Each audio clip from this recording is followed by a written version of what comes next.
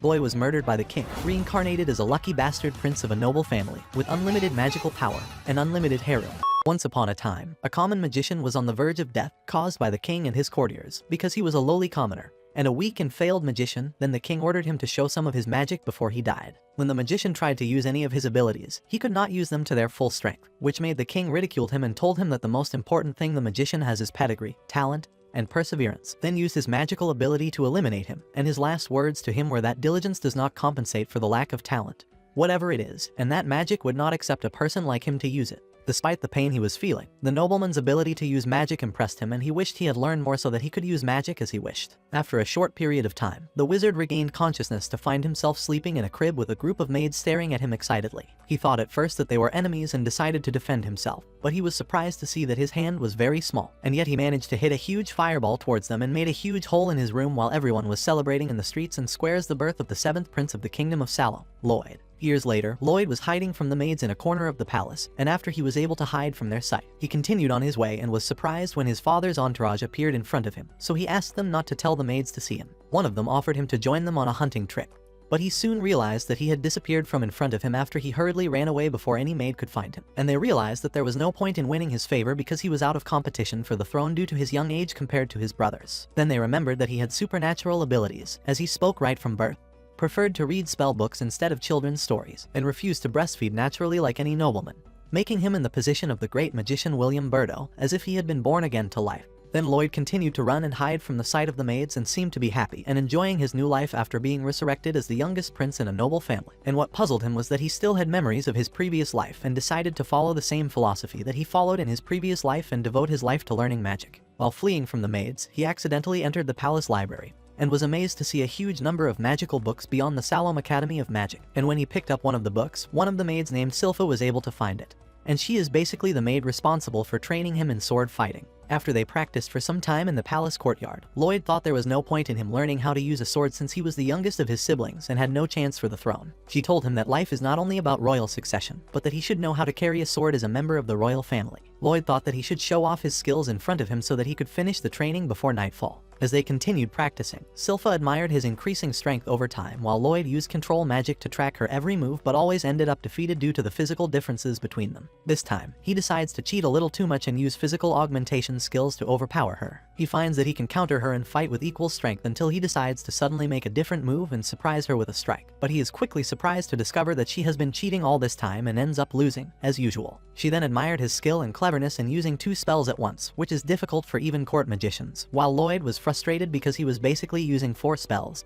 not 2. In the evening, Lloyd was trying to elude Silpha, who forced him to bathe with her and the other maids, refusing to leave him alone so he wouldn't indulge in reading too much magic, and warning him that the demon of the forbidden books would devour him if he wasn't obedient. Lloyd was surprised that there were demons and forbidden books in this world too. One of the maids told him that a long time ago, the kingdom was about to be destroyed, but after the sacrifice of many mages, they succeeded in sealing the demon inside a book, and the demon was called Grimoire. Silpha thought that this was a fairy tale with no basis in reality, and that Lloyd couldn't possibly be afraid of such a story. They ended up fighting over who would take him to sleep in her room tonight, while he managed to sneak past them and decided to go to where the forbidden book was in the basement of the palace. After everyone had gone to bed for the night, Lloyd used a stealth spell to sneak into the forbidden library without being seen by the guards, who were confident that no one could get past their security system and the impenetrable barrier created by a group of wizards with dozens of spells. When Lloyd reached the barrier, he was able to destroy it easily thanks to his strength. Then he became excited when he saw a large collection of forbidden magical books, and wanted to explore them all. Then he was surprised by one of the books that moved by itself. Then the demon sealed inside came out and he admired his strength with which he was able to break the seal of the door. Then it turned out to be the demon Grimoire who heard his story from the maids, and when he asked him to break his seal to free him in exchange for giving him a lot of money. But Lloyd soon discovered his lie when he found that he had turned the dust into gold pieces. Then he told him that he did not intend to release him from his seal so that he would not be a threat to the kingdom in which he lives and learns magic. The demon tried to convince him that he has no grudge against anyone from the current era after all his enemies died centuries ago,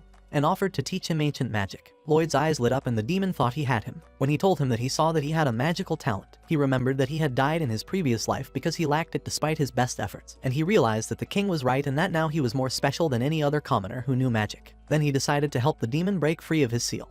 And after he was freed, he surprised Lloyd with a thunderous attack while he was waiting for him to start teaching him the ancient arts of magic, and he thought he had managed to get rid of him, but he was shocked to see that he had already formed a protective barrier around himself and asked him to show him more. Lloyd analyzes his power through his protective barrier and, excited to feel his own power, He makes a breach to get some of his spell, and although he feels pain, he enjoys it and is able to figure out how the spell is constructed. Lloyd then asked the demon to show him more of his power. The demon went crazy and decided to plunge him into the darkness of his limitless power. As he launched his full attack, Lloyd continued to analyze the spells and found that the demon had two mouths because he could cast two spells and merge them together to work as one. Although the demon did a lot of damage inside the library, it was unable to penetrate the barrier. Confused by Lloyd's praise of his superhuman abilities, instead of feeling fear, he rushed towards him to try and break through the barrier himself, and was soon surprised to find himself inside the barrier, and Lloyd trapped himself inside a multi-layered barrier. He then decides it's his turn to attack and asks the demon to show him his defensive magic. While the demon is shocked to see his fire spell, and the amount of energy it took to use it, and ends up turning into ash. Then he used the spell to put the place back in order and erase any trace of the fight. The demon admired him and told him that he had never met a magician as powerful as him before, so he approached him and started patting his head as if he were his own dog. When he realized that demons do not die from magic, he was curious to see how many spells he could withstand. Then the demon trembled in fear of him and retreated to a safe distance and admitted his loss and pledged his complete loyalty to him and asked him to allow him to accompany him as his servant. And Lloyd agreed on the condition that he change his appearance so as not to attract the attention of people around. So he transformed himself into a smaller form and then decided to flatter him to gain his trust, and then betray him when the time was right. When he approached Lloyd, he was shocked that he had so much magical energy that he couldn't move, while Lloyd thought he might be cold. The demon told him that he could call him Grim from now on and decided it was best for him to obey him and stay by his side until he thought of a solution to get rid of him. Lloyd spent the whole time reading magical books, and the next day he was still reading in the palace library when he saw his older brother Albert heading towards him and ordered Grim to hide inside his clothes. Albert turned out to be the second prince of the family and the most likely candidate for king thanks to his physical abilities and intelligence. When it was his turn, he put on his gloves and approached the shooting range, excited because it was one of the rare opportunities he was allowed to use his magic inside the palace. But for a moment he thought that he shouldn't draw attention to himself, lest he be drawn into a succession struggle with his other siblings. Then he used the least amount of his power and managed to hit all the targets hanging in front of him, while Grim was shocked at his ability to hit the targets with the least amount of magic, even though it was very difficult, and realized how obsessed he was with magic. Albert then decided to take a break and let him play as much as he wanted. When the others left with him, he was excited that he was alone on the shooting range and could use as many spells as he wanted. When he decided to try Grim's double spell trick, Grim told him that only demons could do it. Before he could finish his sentence, Lloyd grabbed one of his gloves and sucked it into his body, managing to materialize his face with his palm, while Grim was shocked at the audacity of sucking it into him. He then asked him to shoot a ball of flame while in the palm of his hand. But when he entered Lloyd's aura, he panicked and almost lost his mind. He asked him where he suddenly found himself when he started casting the spell, and he replied that he was just stacking spells, a way to shorten spells by mixing them, and that he had just tried to try mixing 100 spells. Grim screamed in madness and told him that's not how it works and that he's only allowed to use 2 or 3 spells at a time. Lloyd thought to use his magic to control Grim's mouth and speak through it, and when he succeeded, he decided to start experimenting. He then used the fire and water spheres together in a single spell through both his mouth and Grim's, who felt that he would soon die because of Lloyd's eccentric madness after being under tremendous pressure from the magical energy. Lloyd thought it wasn't safe to direct that much power at any target. After mixing the 2 balls together, he decided to launch them into the sky. The entire kingdom witnessed his thunderous attack. Meanwhile, Albert's entourage wondered why he was paying so much attention to Lloyd. He told them about how he used his fireballs in training, that he deliberately used the least amount of his strength and hit all his targets in the same way, and predicted that he might become a great sage in the future and might need his skills and strength someday after he became king. When one of his courtiers looked out the window, he marveled that the sun was setting early today. On the other side, Grim was speechless after seeing the hole that Lloyd had opened in the sky, as if he had created a parallel universe. But soon the hole disappeared and the sky returned to normal. The next day, the news of Lloyd's hole appeared in all the newspapers and became the talk of the kingdom because of his recklessness. Then Grim read a story about a group of ranked adventurers who succeeded in discovering a great treasure. Lloyd gets excited and decides to try his hand at exploring a labyrinth and collecting treasure. Grim is horrified by the idea and tells him that he'll be in trouble if he disappears for a few days. So he uses a plant spell to create a replica of himself to take his place while he's out and about. Remembering that his maid, Silpha, would notice any change in him, even if it was minimal, he decided to use Grim to enter the body of his doppelganger to help him move on his own. After the plan succeeded, he was able to leave the palace and communicate with him remotely through his magic, while Grim pretended in front of the maids that he was arranging his hair and appearance. Then he had an idea to take advantage of Lloyd's absence to do what he wanted. But he was surprised when Lloyd told him that he considered him his companion and now relies on him to help him. On the other hand, Lloyd realized that he didn't know how to find the cave, and then he saw a girl running as fast as she could to escape the monsters, and suddenly she reversed direction to surprise one of the monsters with a fierce attack and managed to crush the rest with her strength effortlessly. Lloyd is impressed by her ability to control her breathing and turn it into energy for combat. But he is soon discovered after the girl notices his presence, so he has no choice but to go to her to ask her about the maze. Grim told him that she would reveal his identity as soon as she saw his face. At that time, the girl decided to attack him after she considered him an enemy for not revealing himself. Once she climbed the hill, Lloyd was able to disguise himself as much as possible and introduced himself as Robert and told her that he was a new adventurer. She told him her name was Tao, a B-rank adventurer and martial arts practitioner. She couldn't look at him directly because he was so handsome. She remembered that she had spent 18 years training in martial arts and had left the dojo hoping to meet the right person. But unfortunately, they all preferred delicate priestesses, and she felt lucky to finally meet someone like Robert. Lloyd thought she was busy and told her that he hoped she would help him find the maze and explore it together. She didn't hesitate to accompany him and fulfill her dream of having adventures with her new boyfriend and kept showing off her strength and speed to him while he was busy collecting treasures. After that, they took a break to eat some food together and she was surprised that he knew about her fighting style since only a few people are familiar with it. He told her that it is similar to magic energy and its functioning in relation to magic, and she told him that she uses her breath to fuel her magic. She told him that she uses her breathing to rotate her technique and use it to gain extraordinary explosive power. As she spoke, she was shocked to see that he was perfecting his breathing to execute her technique and that he was able to do it by watching her do it beforehand and warned him that it could damage his lungs. At that time, Lloyd felt an energy in his body separate from the magical energy and thought about using this power for magic. When Tao noticed his interest in her technique, she offered to teach him more about it and told him to maintain this rate of breathing until they left the labyrinth. On the other side, Grimm's consciousness was inside the fake version of Lloyd, practicing his daily habits in the mansion, and found that he was just a child living a quiet life and not interested in anything but studying magic, when his thoughts were interrupted by Sylpha's sudden appearance behind him. After a while, Lloyd and Tao were able to fully explore the labyrinth and overcome its leader, and when they went to open the treasure chest, she noticed that he quickly got used to her breathing technique, which made her excited that they have a common factor in a short time and may become her fiancé in the near future if their relationship develops. And when they opened the chest, they were surprised by a sudden attack emanating from it, but they were able to avoid it. Then they saw a skeleton wearing a cloak emerging from the bottom of the box, and Lloyd guessed that he might be a new leader of the labyrinth. When Lloyd notices Tao's nervousness at the sight of the monster, he asks her what kind of creature it is, and she puts on a brave face, telling him to leave the maze first while she takes care of him. And when he tells her he wants to watch them fight, she uses her power to push him away from the battlefield. The monster attacked her, but she was able to dodge it with her speed and wondered how a low-level maze could contain such a powerful monster and thought she should buy as much time as possible so that Lloyd could escape safely. On the other hand, Lloyd wondered if it would be a good idea to go back, not knowing why she had thrown him away. And when he went to consult Grimm, he found him begging him to come home right away, and realized that something was wrong. In the meantime, Tao is badly damaged, but she decides to keep fighting him to protect Lloyd even though she knows she has no chance of winning. And when she thinks about trying to sneak out and escape, she is shocked to hear the monster's voice talking to her, and telling her that she has a strange technology and has already eaten someone with the same abilities as her. He tells her that he doesn't think she's worth the trouble of eating, but he is very curious about Lloyd, who responded to his attack before he saw him. She tells him that they are very different from each other, especially since he admires her fighting style, which most consider to be retrograde. She then used her breathing technique to continue attacking him. He surrounded himself with a protective barrier and thought it was a waste of time.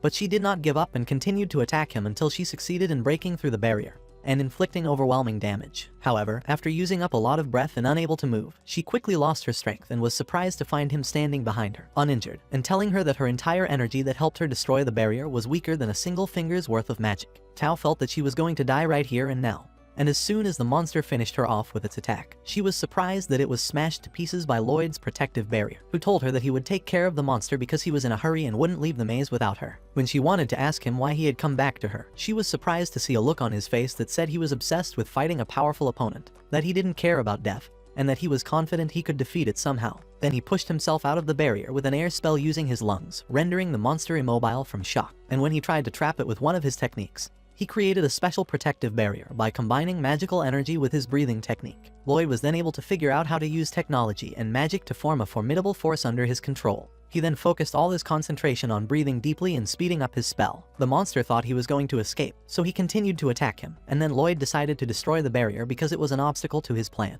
The monster saw this as his chance to finish him off, but Lloyd continued to dodge it, inhaling as much air as he could and mixing it with his magic. And when he reached the required level, he reversed the monster's attack towards him, but it didn't reach him due to the weakness of the blow, so he decided to continue attacking it, while reducing the intensity of his magical attacks and making them more intense. While the monster was having a hard time protecting itself, Lloyd was having fun and intending to try more ideas on it. The monster then had to surround itself with a protective barrier to ensure its safety, but it soon died after it delivered the fatal blow, splitting it in half along with the barrier and the maze wall, causing sunlight to penetrate the maze and becoming, in Tao's eyes, a superhero. Afterward, they approached the box, and when they opened it, they found a knife inside. Tao was frustrated that they had to go through the trouble of fighting the boss to get such a pathetic tool, But Lloyd decided to take it after feeling that it was imbued with magical energy regardless of its shabby appearance. After they got the knife, they were surprised by the ground swallowing the box. She told him that they should run away quickly because the maze was collapsing. But Lloyd realized how the maze works by absorbing the tools of the adventurers who die in it to recreate it again with other monsters and bosses, so he decided to take the box with him before they escape. After the labyrinth collapsed, Tao wondered why he decided to fight using the breathing technique instead of his superior magical abilities. She guessed that he did it for her because of the boss's taunts, but was soon shocked by his nonchalant answer that he was just having fun while fighting. When he started to return home, she told him that she would try her best to reach his level in using the breathing technique. When he returned home, he found his clone lying motionless on the ground as if someone had beaten him, and Grimm told him that his mate had shown no compassion for him during their sword training, having found him inferior, and decided to retrain him from scratch. Lloyd then emptied the contents of his bag and Grimm was furious that he had delayed his return for this useless knife. But Lloyd told him that it was a treasure. Then he began to clean the knife and put it in a pot of hot water, and then he found a magic spell in the blade as he had expected. When Grimm asked him if he was an expert in the study of infatuation magic, he replied that it was not that easy, as if he failed to master the infatuation spell, he would lose both the essence and the weapon. Then he analyzed the essence of magical energy to make some himself, and when he used the purification spell to separate the elements from each other, it turned out that the spell consisted of 3 basic elements, making it a rare weapon. So he thought to make the essence himself through the box that is the core of the labyrinth and found that he should get more weapons to enhance its power. The next day he went to meet his father Charles and got several pieces of silver. At first he thought that his son was modest and wanted to spend money to buy something. But Lloyd took the silver and headed to the lab immediately. Then he went to duel Silpha in the courtyard and managed to extract oil from the ground with his magic. And as usual, he failed to defeat her. But this time he was satisfied, and she apologized to him for treating him harshly yesterday because of his poor performance in the duel. Then she sat and thought about how irrationally strong he was for his young age and imagined that he might become a knight when he grew up and became a young man or a swordsman. After Lloyd returned to the lab, everything was ready to make the magical energy essence, and he went to his brother Albert to ask him to make it. He went to his brother Albert to ask him to provide him with a stock of weapons to test his experiment. Albert praised him for his love of magic and then ordered his guards to give their weapons to him to strengthen them with power. They had to hand over their weapons with frustration on their faces, knowing that infatuation magic rarely works and that they could lose all their weapons to a child like Lloyd. After he had everything he needed to turn his idea into reality, he started to use infatuation magic on swords and engrave it on the blades, and with his first experiment he caused the blade to shatter because it did not withstand the spells he added. But he continued his experiment, and over time and after destroying many swords, he finally succeeded in adding infatuation magic and enhancing the power of a sword without shattering it. The next day, he returned to Albert and told him that out of 120 swords, the experiment succeeded on only 50. Or about half, although the guards were impressed with their modified swords, while Albert was shocked that he was able to exceed the 10% success rate of the experiment, even though it was his first attempt. Then Lloyd expressed his desire to see the capabilities of the modified swords in a duel, and Albert agreed to fulfill his request and invited him to accompany him on a mission assigned by their father to hunt a monster in a forest.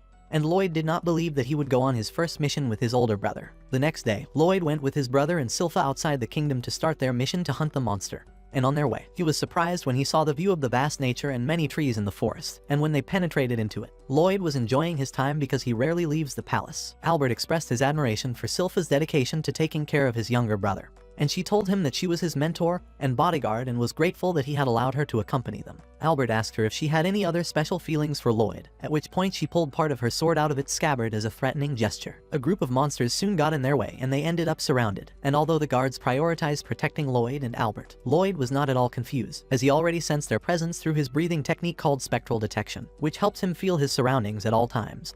And when one of the guards sniffed at him, he was able to sense his surroundings. When one of the guards engaged one of the monsters, they were surprised that he was able to cut it in half with one blow thanks to his enhanced sword, and Lloyd felt proud of the success of his first experiment. And the soldiers were amazed as if they were children, as if they were holding a weapon for the first time.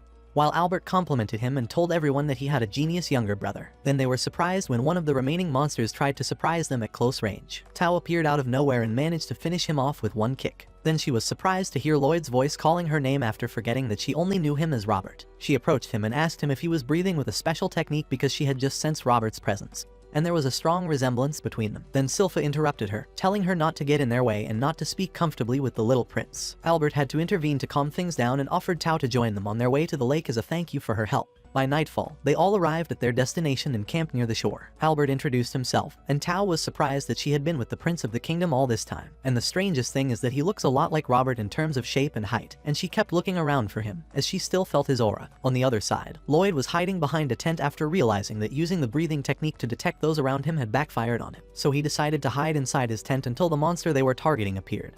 But he ended up stuck between Silpha's breasts, After he found her changing her clothes inside because she decided to sleep in it next to him, he tried to convince her that he was fine on his own.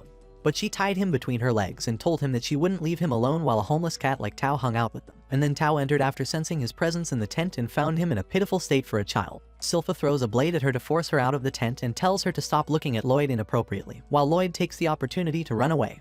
And when he runs into Albert on his way, he chooses to sit with him for a while. Albert tells him that Silpha has changed a lot since she started taking care of him, and that she looks at him as a woman looks at a man, even though he is 10 years old, and warns him not to get involved with too many women at once, lest his life be turned upside down. Meanwhile, Tao and Silpha crush the soldiers after noticing them swarming around them, and Tao tells her that she was repairing an ancient shrine when she sensed the monsters in the morning at the top of the hill. Albert joined them and told Tao that she could stay with them until morning so as not to put herself in danger, and to use her ability to sense danger to act as a lookout for them. Soon a huge monster appeared out of nowhere to prove Albert's decision. The guards rallied around them to protect Albert, and when he attacked, Lloyd sat watching the fight from a safe distance, noticing Grimm's focus on the ancient shrine Tao had mentioned. Meanwhile, Tao joined the guards and tried to take down the monster, but found it to be stronger than she expected. Albert decided to try out his modified weapon and join the fight, and then fired a huge fireball at it, which was able to turn it into a pile of ash. When everyone praised his superhuman abilities, he humbly told them that it was thanks to the magic Lloyd had put in his weapon. And before Lloyd could rejoice in his brother's praise, Grimm told him that the place Tao was repairing in the morning had a sealed demon inside.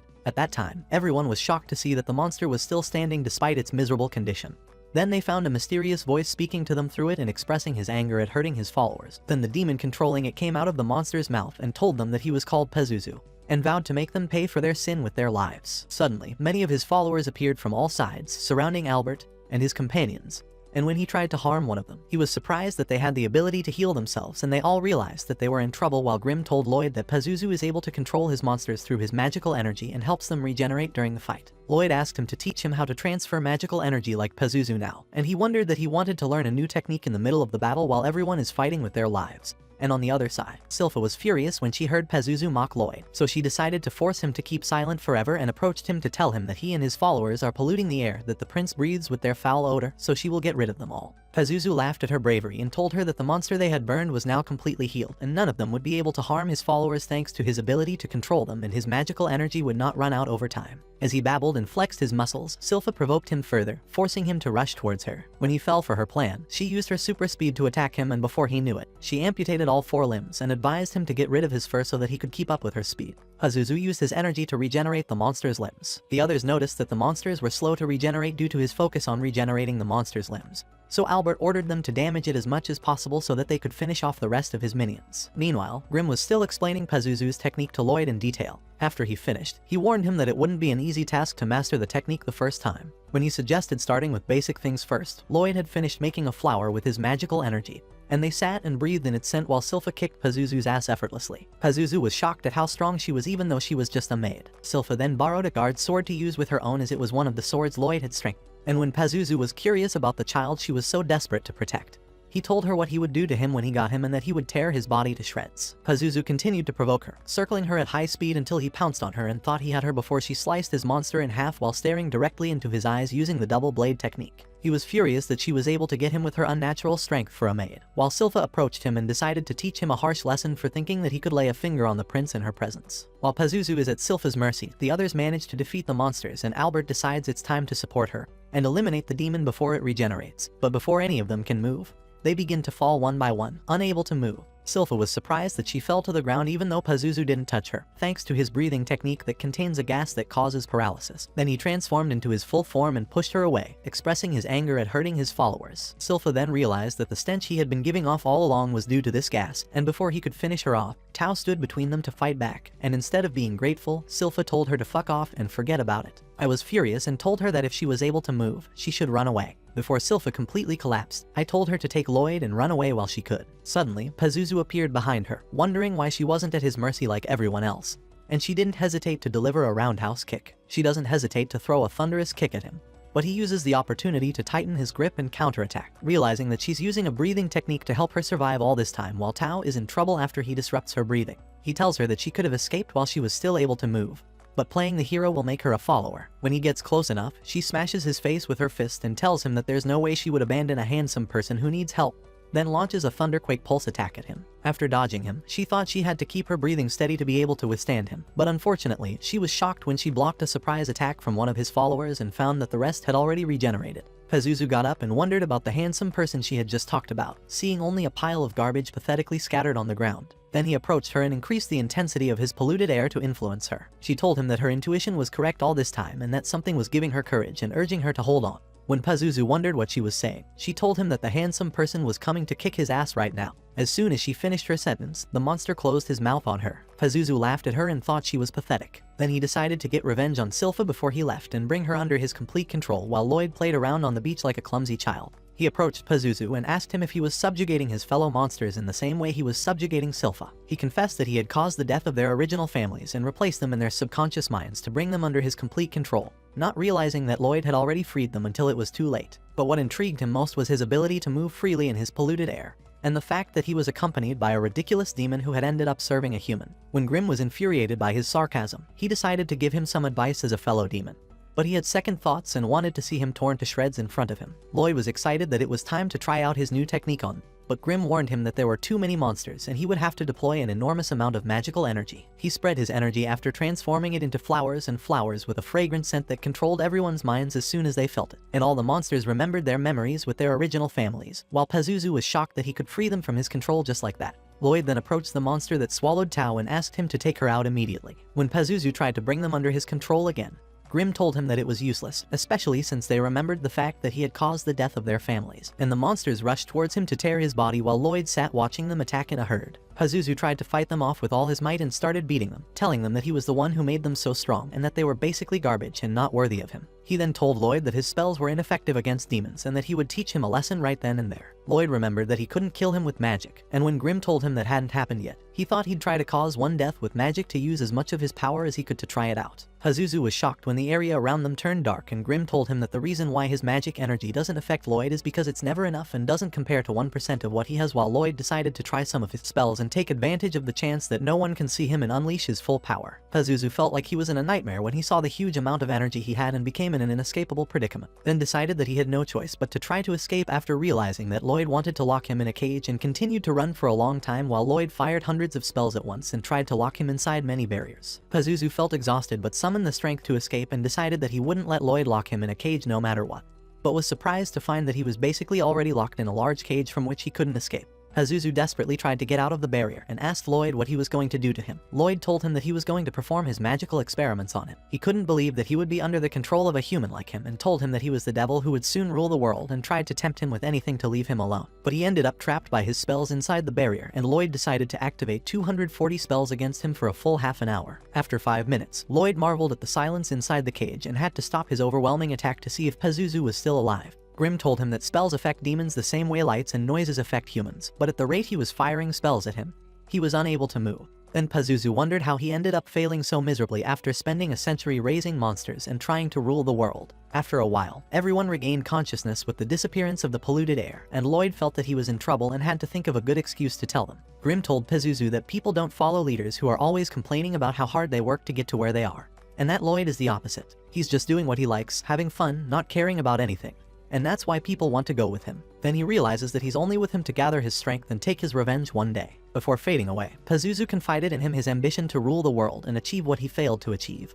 And then Grimm swallowed him and got a good amount of energy. On the other side, Lloyd told everyone that the magician Robert had appeared and defeated their enemies and saved them. And when Tao heard his name, she kept looking around, hoping he was still around. Afterward, everyone returned to the royal palace, and Albert received full praise from their father Charles as the one who had defeated the demon.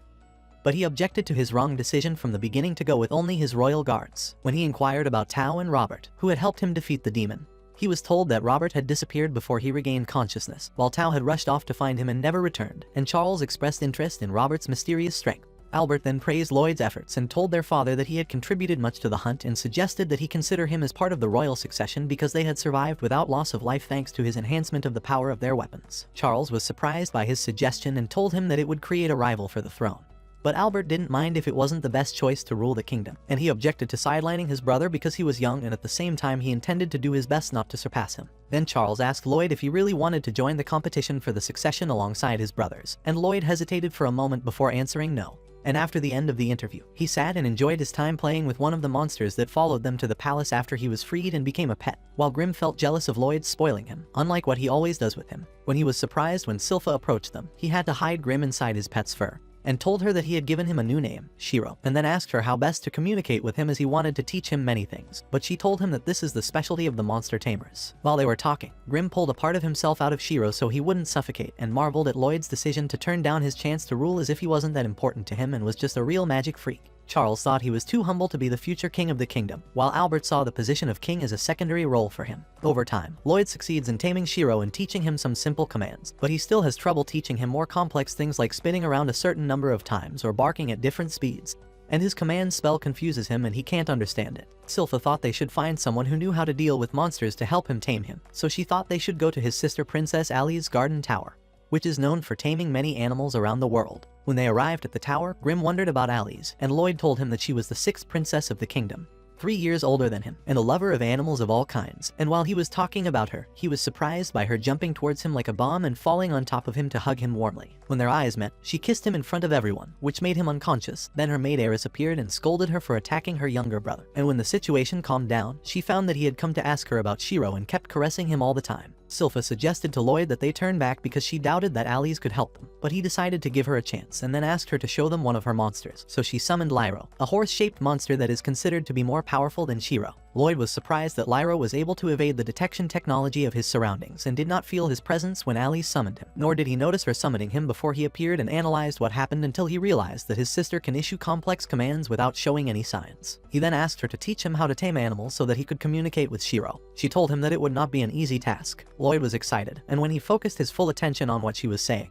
he was disappointed when she said that the key to communicating with animals was love. Eris tells him that there is no point in trying to understand Ali's ability as she seems to be a magnet for the animals around her. Ali's is furious and tells her that anyone can learn to communicate with animals and all they have to do is feel love, and it will go smoothly. Then the maids were surprised when the animals suddenly rushed towards them to play and tear their clothes, while Lloyd thought about his sister's words until he realized what she meant. And then Silpha was surprised that love was one of the things that interested him and began to have many romantic fantasies between them. Then Lloyd realized that his sister was not commanding her animals, but rather sharing her will with them by observing her magical energy flowing from her head when they moved at once towards them. And then he decided to apply it to Shiro and succeeded the first time in mentally taming him to everyone's amazement. Eris realizes how talented Lloyd is at using his abilities, while Ali's insists that love is the common factor between humans and animals. Lloyd tells her that love is an important factor and the reason why she gained this ability in the first place, and that animals will need to feel empathy in order to listen to their thoughts, and he ends up surrounded by Ali's and all her animals and almost suffocates from the crowds around him. Afterward, Lloyd and Silpha left to return home after getting what they wanted. She told him that he needed to apply the same motivation towards animals to his sword training.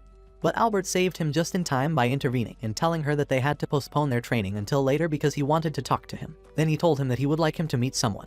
And then a young man approached them and Albert told him that he was the 4th prince of the kingdom and his name was Diane. After the three of them went to talk privately, Diane mentioned that he had used a charm on Albert's sword and told him that it was unbelievable to him, then pointed his weapon at Lloyd and ordered him to prove his claim to him. Albert whispered to him that Diane is a blacksmith and told him that he traveled to a neighboring country to learn blacksmithing when he was his age and that is why he is interested in the magic of infatuation. When Diane asked him to use the magic on one of the swords in front of him, Lloyd began to strengthen the sword while Diane thought that if it is true, then he is above the level of all blacksmiths in Bartram's country. After Lloyd finished engraving the spells on the blade, Diane was shocked that he had successfully strengthened the sword and engraved spells of strength, resilience, cleaning, and self-repair on the sword. He then lifted Lloyd up and told him that with his help, he would be able to fulfill his dream of creating the greatest sword of all time. He then told him that he loved magic at his age but realized he had no talent for it, so he turned to blacksmithing and expressed his desire to make everyone in the kingdom able to use magic with their advanced weapons. Lloyd was intrigued by the idea of producing a large number of enchanted swords and agreed to cooperate with his 4th older brother, and they decided that the first sword they would make would be a fire sword, where the user would be able to shoot fireballs at his opponent.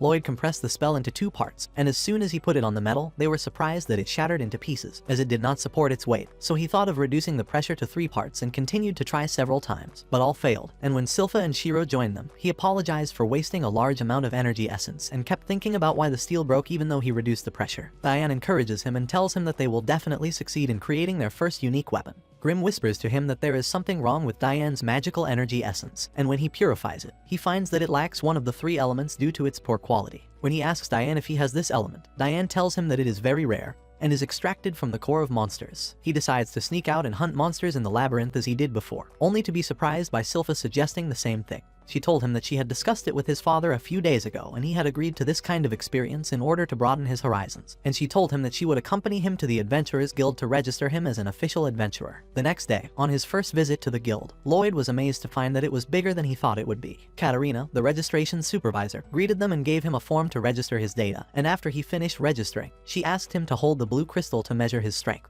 Lloyd remembered that he had used one in his previous life when he joined the Magic Academy, and was worried that he would cause a loud explosion if he touched it because of his enormous power. So he decided to focus on compressing his energy and controlling its flow towards the crystal, and succeeded in reducing it until it was completely imperceptible, so he received an E rating and everyone thought he was just a pathetic child. Katarina was surprised that his magic was rated A, making him an expert magician, and told him that he was the most promising adventurer since the Silver Sword, and the others were outraged that this dwarf was compared to such a high-profile adventurer as the Silver Sword, who had reached a rating before suddenly disappearing. Silpha interrupted them and asked Katarina to assign them to any maze quest she had available. She told them that it would take at least one B rank adventurer to be allowed to take it. Just as she was about to re-enroll in the guild, an adventurer approached her and asked her out on a date alone in one of the mazes, only to be surprised by the fact that half of them had fallen into a maze. Katarina told him that he had picked the wrong girl, and everyone was shocked when she said that Silpha was the famous A-ranked adventurer with the silver sword. Then she adds that she'll have to be demoted to see if she decides to re-enroll, making them unable to do any maze-related missions. Then Tao appears out of nowhere wearing Lloyd's robe and tells them she's willing to help them, but Silpha ignores her and pulls him out. When she yelled at them not to ignore her, Silpha wondered why she was showing up everywhere when she had already disappeared to look for Robert. She replied that she couldn't find him anywhere, so she had to look for him in the mazes, but she ended up becoming strong enough to get in a rank. She then offered to help them with their first mission in the maze in exchange for helping her get closer to Albert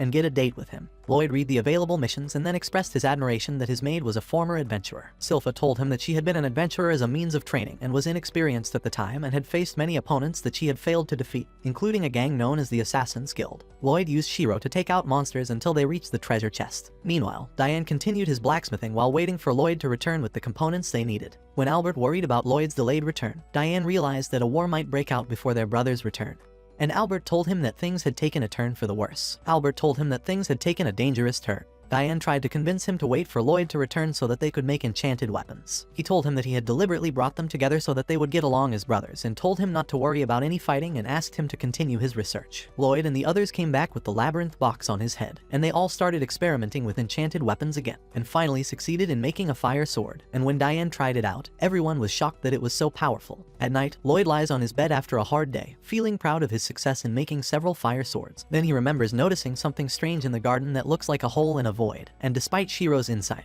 he didn't notice it and kept thinking about what it was. In the meantime, a mysterious person sneaked into the palace garden and was watching Lloyd's room all the time.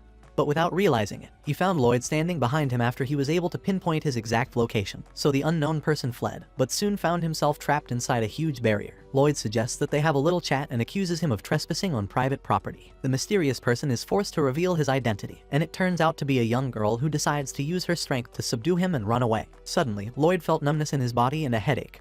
Then he realized that she had used a spell that smelled like flowers. He tried to use a cleansing spell, but it didn't work against her magic and she apologized to him because nothing could cleanse her poison. Then she used a black fog spell to completely block his vision and make him kneel in front of her, and then she used a black fog spell to blind him. Lloyd thought that his ability only works if the type of poison is common or known, which means that her poison is rare, and he remembered that there is a type of human born with a special magical energy that has threatening abilities and is known as the Deformed. The girl told him that his guess was correct and that she was infected with the poison and her name was Ren. Then she headed towards his barrier and managed to shatter it like glass with one kick. Before she left, she told him that he would not die from her poison but would suffer damage for 2 or 3 days. After she was gone, Lloyd was still amazed at her ability to hide her presence so well, while Grimm rushed over to him and wondered how they would deal with the poison. So Lloyd decided to use a spell to help him heal gradually. Grimm wonders if he should follow her as long as he can move. Lloyd prefers to let her lead him to her hiding place since he already knows about her from Silpha. And when she appears tonight, he is certain that she is a member of the Assassin's Guild, a group of 6 individuals who each possess a special ability that is more like an innate nature. Grimm was amazed that he was able to track her even though she was so good at hiding herself. He told him that the way she hides is like a hole in space, but after realizing this, it was easy to track her, and they decided to go after her together. After that, Ren arrived at the gang's headquarters, and when Galilei learned that she had failed to assassinate Lloyd after his revelation, she told him that he was just a child, but she was able to find out that they are producing a large number of enchanted swords, which is a sign of war. Galilei tells her not to try to act like their leader Jade because he's long gone, She tells him she trusts he'll come back. Suddenly, Teria interrupts to tell them that an intruder is watching them, and Lloyd is shocked that she was able to find him so easily. Ren is shocked that he was able to follow her here even though he was poisoned, while Galilei realizes that the boy she was supposed to assassinate is the 7th prince of the kingdom and decides not to let him leave after learning about them. Lloyd decides to drop his protective barrier to take the opportunity to test the gang's strength, and is excited to attack them. The first member rushes towards him and is able to block him easily but drops his robe to surprise him with a quick strike and is amazed that a prince like him can master martial arts, while Lloyd finds that Tao's technique has paid off. When the green-haired man attacked him again, he discovered that the secret of his strength lay in the flexibility of his body, and was able to punch him using the flexibility of his spaghetti-like arm, then told him that he was born with a more flexible body than anyone else, known as the Babylon of Twists. Lloyd is surprised that his body is more flexible than can be done with magic, and without realizing it, the hooded figure appears out of nowhere behind him and uses his power on him, making him feel a sudden heaviness in his body. Galilei tells him that he is Crow's bird of prey, and the secret of his power lies in his words, which are like curses. Lloyd decides to use his magical energy to break free of the crow's curse. Galilei immediately attacks him, but he dodges him in time, but ends up tied up in a spider's web and tells him that his power is to make the energy in his body liquid. Lloyd tried to get out of his web as much as possible until he had to give up part of his clothes. And then he realized that each of them had a unique ability to control magical energy and turn it into different things. Before he could use a spell, Teria appeared in front of him and wondered if he had lost his sense of fear and shame in deciding to be half naked in front of them. She then plunged her sword into his leg and Lloyd was shocked to see his leg receive the same damage as hers without her touching him. Then she told him that her ability was that she could share any damage she received with the person in front of her, and instead of feeling pain, Lloyd was amazed at her extraordinary abilities, and then returned to stand in line with the others after they had finished introducing themselves to him. Lloyd healed his wound and then, to their shock, he healed Teria's wound as well. Even more frightening, he had the idea to increase his strength to try to inflict the most damage on her to see if the damage would reflect on him as she had told him, and he used his 4 arm bands as swords. Galilei felt fear when he remembered Silpha, who had traumatized him in the past after seeing him in this form, and as he rushed towards them with his super speed, they began to wonder what kind of eccentric prince could fight with a sword and martial arts style. Lloyd decided that his first victim would be Babylon, and when he attacked him, he used his fall relaxation to spread the damage around his body. When the others appeared in front of him, Crow used his ability to force him to be thrown away, but he dodged it and Galilei took the curse instead, causing him to fall heavily on top of Teria. When only Crow was left, Lloyd used Silpha's double blade technique on him, ripping his body apart and then smashing his head into the ground to take out the entire gang. Galilei was furious and wanted to kill him, but Teria told him not to move because she was tied to him. But he didn't listen to her and ended up naked, so Lloyd wanted to take the opportunity to attack her, but she warned him that he would take the same damage as her. He decides to test it out for himself, and when he hits her with a thunderous blow, he confirms her words and seems to enjoy the pain. Then Galilei tightens his grip on his arm so that he can't use his swords, and he dodges and pushes him away. Ren stood stunned, realizing that he could fight even in the worst of circumstances, and realized that he was crazy. When he called her to engage him, Galilei stopped her and told him that she couldn't control her poison and it would affect them all negatively. Lloyd realized that they all had the same thing in common. They couldn't control their powers very well. Galilei told him that they were cursed and if they could control their powers, they would find another way to live instead of being criminals. When he lunged at him to grab him, he disappeared in a flash and ended up getting tased from behind. Ren was furious and decided to use her power to get him, but Lloyd put himself inside a barrier before she could reach him. Then Galilei told her that he was fine, and suddenly he realized that his power was under his control. Lloyd told him that he had carved a spell on his body to help him control his powers, and he started crying with joy that his curse was finally removed and he became a normal person. Then Lloyd asked the others to allow him to do the same for them. After he carved his spell on each of them, they realized that it was real and that they could control their magical energy. And Crow was happy to be able to speak normally without causing harm to anyone. Galilei then approached Ren, who was sitting alone and crying, and told her that she could now wear whatever she wanted after controlling her power. And they all decided to appoint Lloyd as the 7th member of their gang and gave him Ren's former clothes. Ren protests and tells them that he's working on weapons for a war and has already infiltrated the bunker. Grim tells her that they don't have anything to do with Lloyd, and that he's already infiltrated the bunker. Grim tells her that they have no idea what kind of war she's talking about and that making enchanted swords was Lloyd's idea of a good time. And Lloyd is excited to see her abilities again now that she can control them. Galilei told him that there were things he needed to know about them and then told him the history of their gang and how it was originally formed and that they had a leader known for the power of teleportation and the curse of the ghost Jade, and then told him that one day they were surprised that Jade came back to them and told them that he was traveling between several places until he ended up in Egypt, specifically near the pyramids, and then gave them some gifts from the ancient Egyptian heritage. Galilei added that Jade's curse is the worst of them, as he teleports to random locations involuntarily. On the day of his return, he sat among them and took out a coin with a wolf on it and told them that this would become the emblem of their new gang and decided that from now on they would accept suspicious tasks that the Adventurers Guild could not do. The gang's goal was to prove their existence and that they didn't intend to harm anyone by leaving their logo at the site of every successful mission until the time comes when they no longer have to hide in the shadows. After explaining his plan, Anya reluctantly moved on. Galilei went on to say that they had felt a glimmer of hope until they learned that the ruler of Lerdost was preparing for war. And as he spoke, a black envelope appeared out of nowhere in their midst. After some time, Silpha breaks into the bunker to retrieve Lloyd, and when she finds the place empty, she realizes that he left a message behind to tell her that he was going to visit the palace of the Lord of Lords with the Assassin's Guild. She returned the message to Albert, who was shocked by Lloyd's sudden decision and how quickly he had become aligned with the Assassin's Guild, as well as the strained relations between the two countries, and for a moment he thought that the Assassins and Lordost had teamed up to take his brother hostage. Diane tried to calm him down and told him not to start a war with Lloyd on the theory that no one could kidnap a child like Lloyd, so Albert decided to make war his last card and pursue peaceful solutions. Then Silpha gave him what she found in the hideout, Lloyd's clothes covered in spiderweb fluid, but their suspicious appearance made them think that the gang had stripped and raped Lloyd, and Albert was furious and decided to declare war on everyone. On the other hand, Lloyd was on his way to Lerdost with members of the Assassin's Guild after receiving a message from Jade in the bunker, in which they learned that he had succeeded in overthrowing the town's ruling regime and stopping the war, and became the ruler of Lerdost and invited them to meet him at the royal palace. Ren asks Lloyd to join them and accompany them to meet Jade and help him control his power as he did with them. He tells her that the message was teleported to this exact location, which means that he can control his power in advance in some way, as teleportation is one of the most complex types of magic and no one has been able to fully discover it yet. Everyone began to suspect that their leader had been lying to them all this time and that he wasn't actually as cursed as they were, which made them doubt the content of the message and that it might be a trap. Then Ren thought that he might have learned to control his power. Lloyd said that in that case they wouldn't need him to accompany them, but he would anyway because he was interested in learning more about Jade's power. After 10 minutes, everyone felt exhausted because Lloyd was flying at full speed. He decides to take a break and then continue on their way on foot as they approach the town. Then Ren rushes into the forest to bring them some food. And as soon as she leaves, Babylon tells him that she wants to show off in front of him as she was living in the forest alone after she accidentally killed her parents with her poison. Then Jade found her and brought her to the gang, and on her first day she almost killed him, although he insisted that she stay with them. Years later, they all succeeded in creating a special cape for her that limits the spread of poison outside her body, and since then Jade has become like a big brother to her, and they live together as a family, and Lloyd is even more eager to meet the leader of the gang. After Ren returns, she prepares food for them and they all have their heads bowed, knowing she's cooking something so awful that Babylon asks Crow to use his power to make it taste good, and before he can say anything, Ren blocks him with a poisonous punch and tells them it already tastes good. Teria wondered if she already knew that Lloyd was a prince, so she should prepare food for him, but they were shocked to find that he and Grim were devouring the food with gusto while Lloyd thought it was delicious compared to what he had eaten in his previous life as a penniless bastard. Ren watched proudly as they practiced their culinary skills and then remembered Jade rushing in one day and telling them that the Adventurers Guild would reconsider the bounty on their heads, and as soon as they heard that, they started celebrating together as if they had been pardoned. Jade decided to confess something to them and told them that all this time he was pretending to be a homeless person,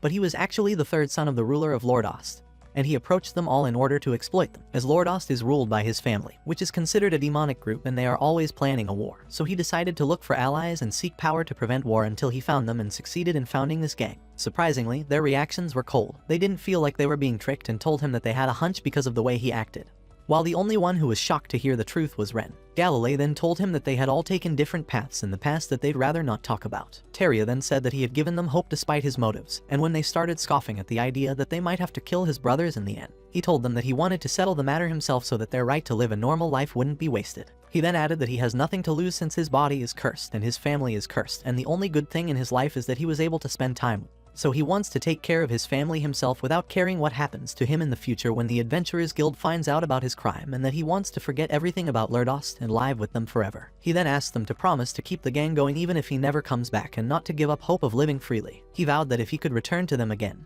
he would return as the ruler of Lordost and make it a home where the curse can live happily. Lloyd fell into a deep sleep on Galilei's back. He seemed to be just a nice boy, despite his immense strength, and he always kept a strong barrier around himself when he slept. As they approached the royal palace, Ren suggested that they check it out while Lloyd took a break because she suspected that Jade was under the control of a Lordsust official and might have forced him to send that message. They agreed and decided to leave him in peace and go explore the palace. When they got close enough, they found many lights and decorations inside. They thought that Jade had given them a reception, but they didn't sense any aggression inside the palace, so Grimm suggested that they go back and take Lloyd with them.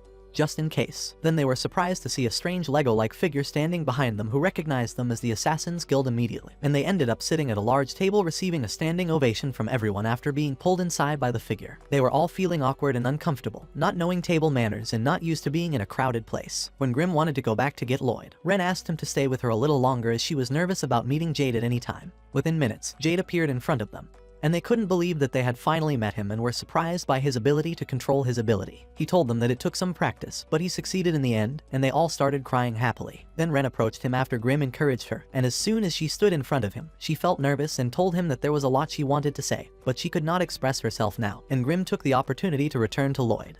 And that's when they were shocked by Jade and everyone at the party changing into terrifying forms and found him ordering them to bow down to him using a technique similar to Crow's ability to speak. He then announced to the crowd that he had succeeded in luring the cursed ones to the palace, and when he decided to leave them to his followers to do as they pleased, Grimm tried to save them by attacking him and telling them to run away quickly, but before he could finish his sentence, Jade moved in and gave him a sudden kick that made him bleed. After kicking him away, he ended up going back to where Lloyd was, who was awakened by the sound of the impact and was surprised to find himself alone and even more confused to see Grimm in a pitiful state, and in a state of rage because the others had been tricked. On the other side, the gang realizes that they are under the control of a group of people who have been infiltrated by psychic beings who control them like puppets, including Jade, who tells them that everyone here are basically demons that he brought from the underworld. He then went on to say that he was desperate to get his hands on something precious in this land, Jade's body, and his unique teleportation ability, and introduced himself as Gisarm, who had taken possession of the body after he got rid of its owner by racking his brains for months. When Ren expressed her anger at what he was saying and asked him what he had done to Jade, he kicked her as punishment for interrupting him and caused the earring that Jade had given her to fall off, then told the others that he cared about them so much that they begged him not to hurt them and that he was able to learn everything about them through his brain.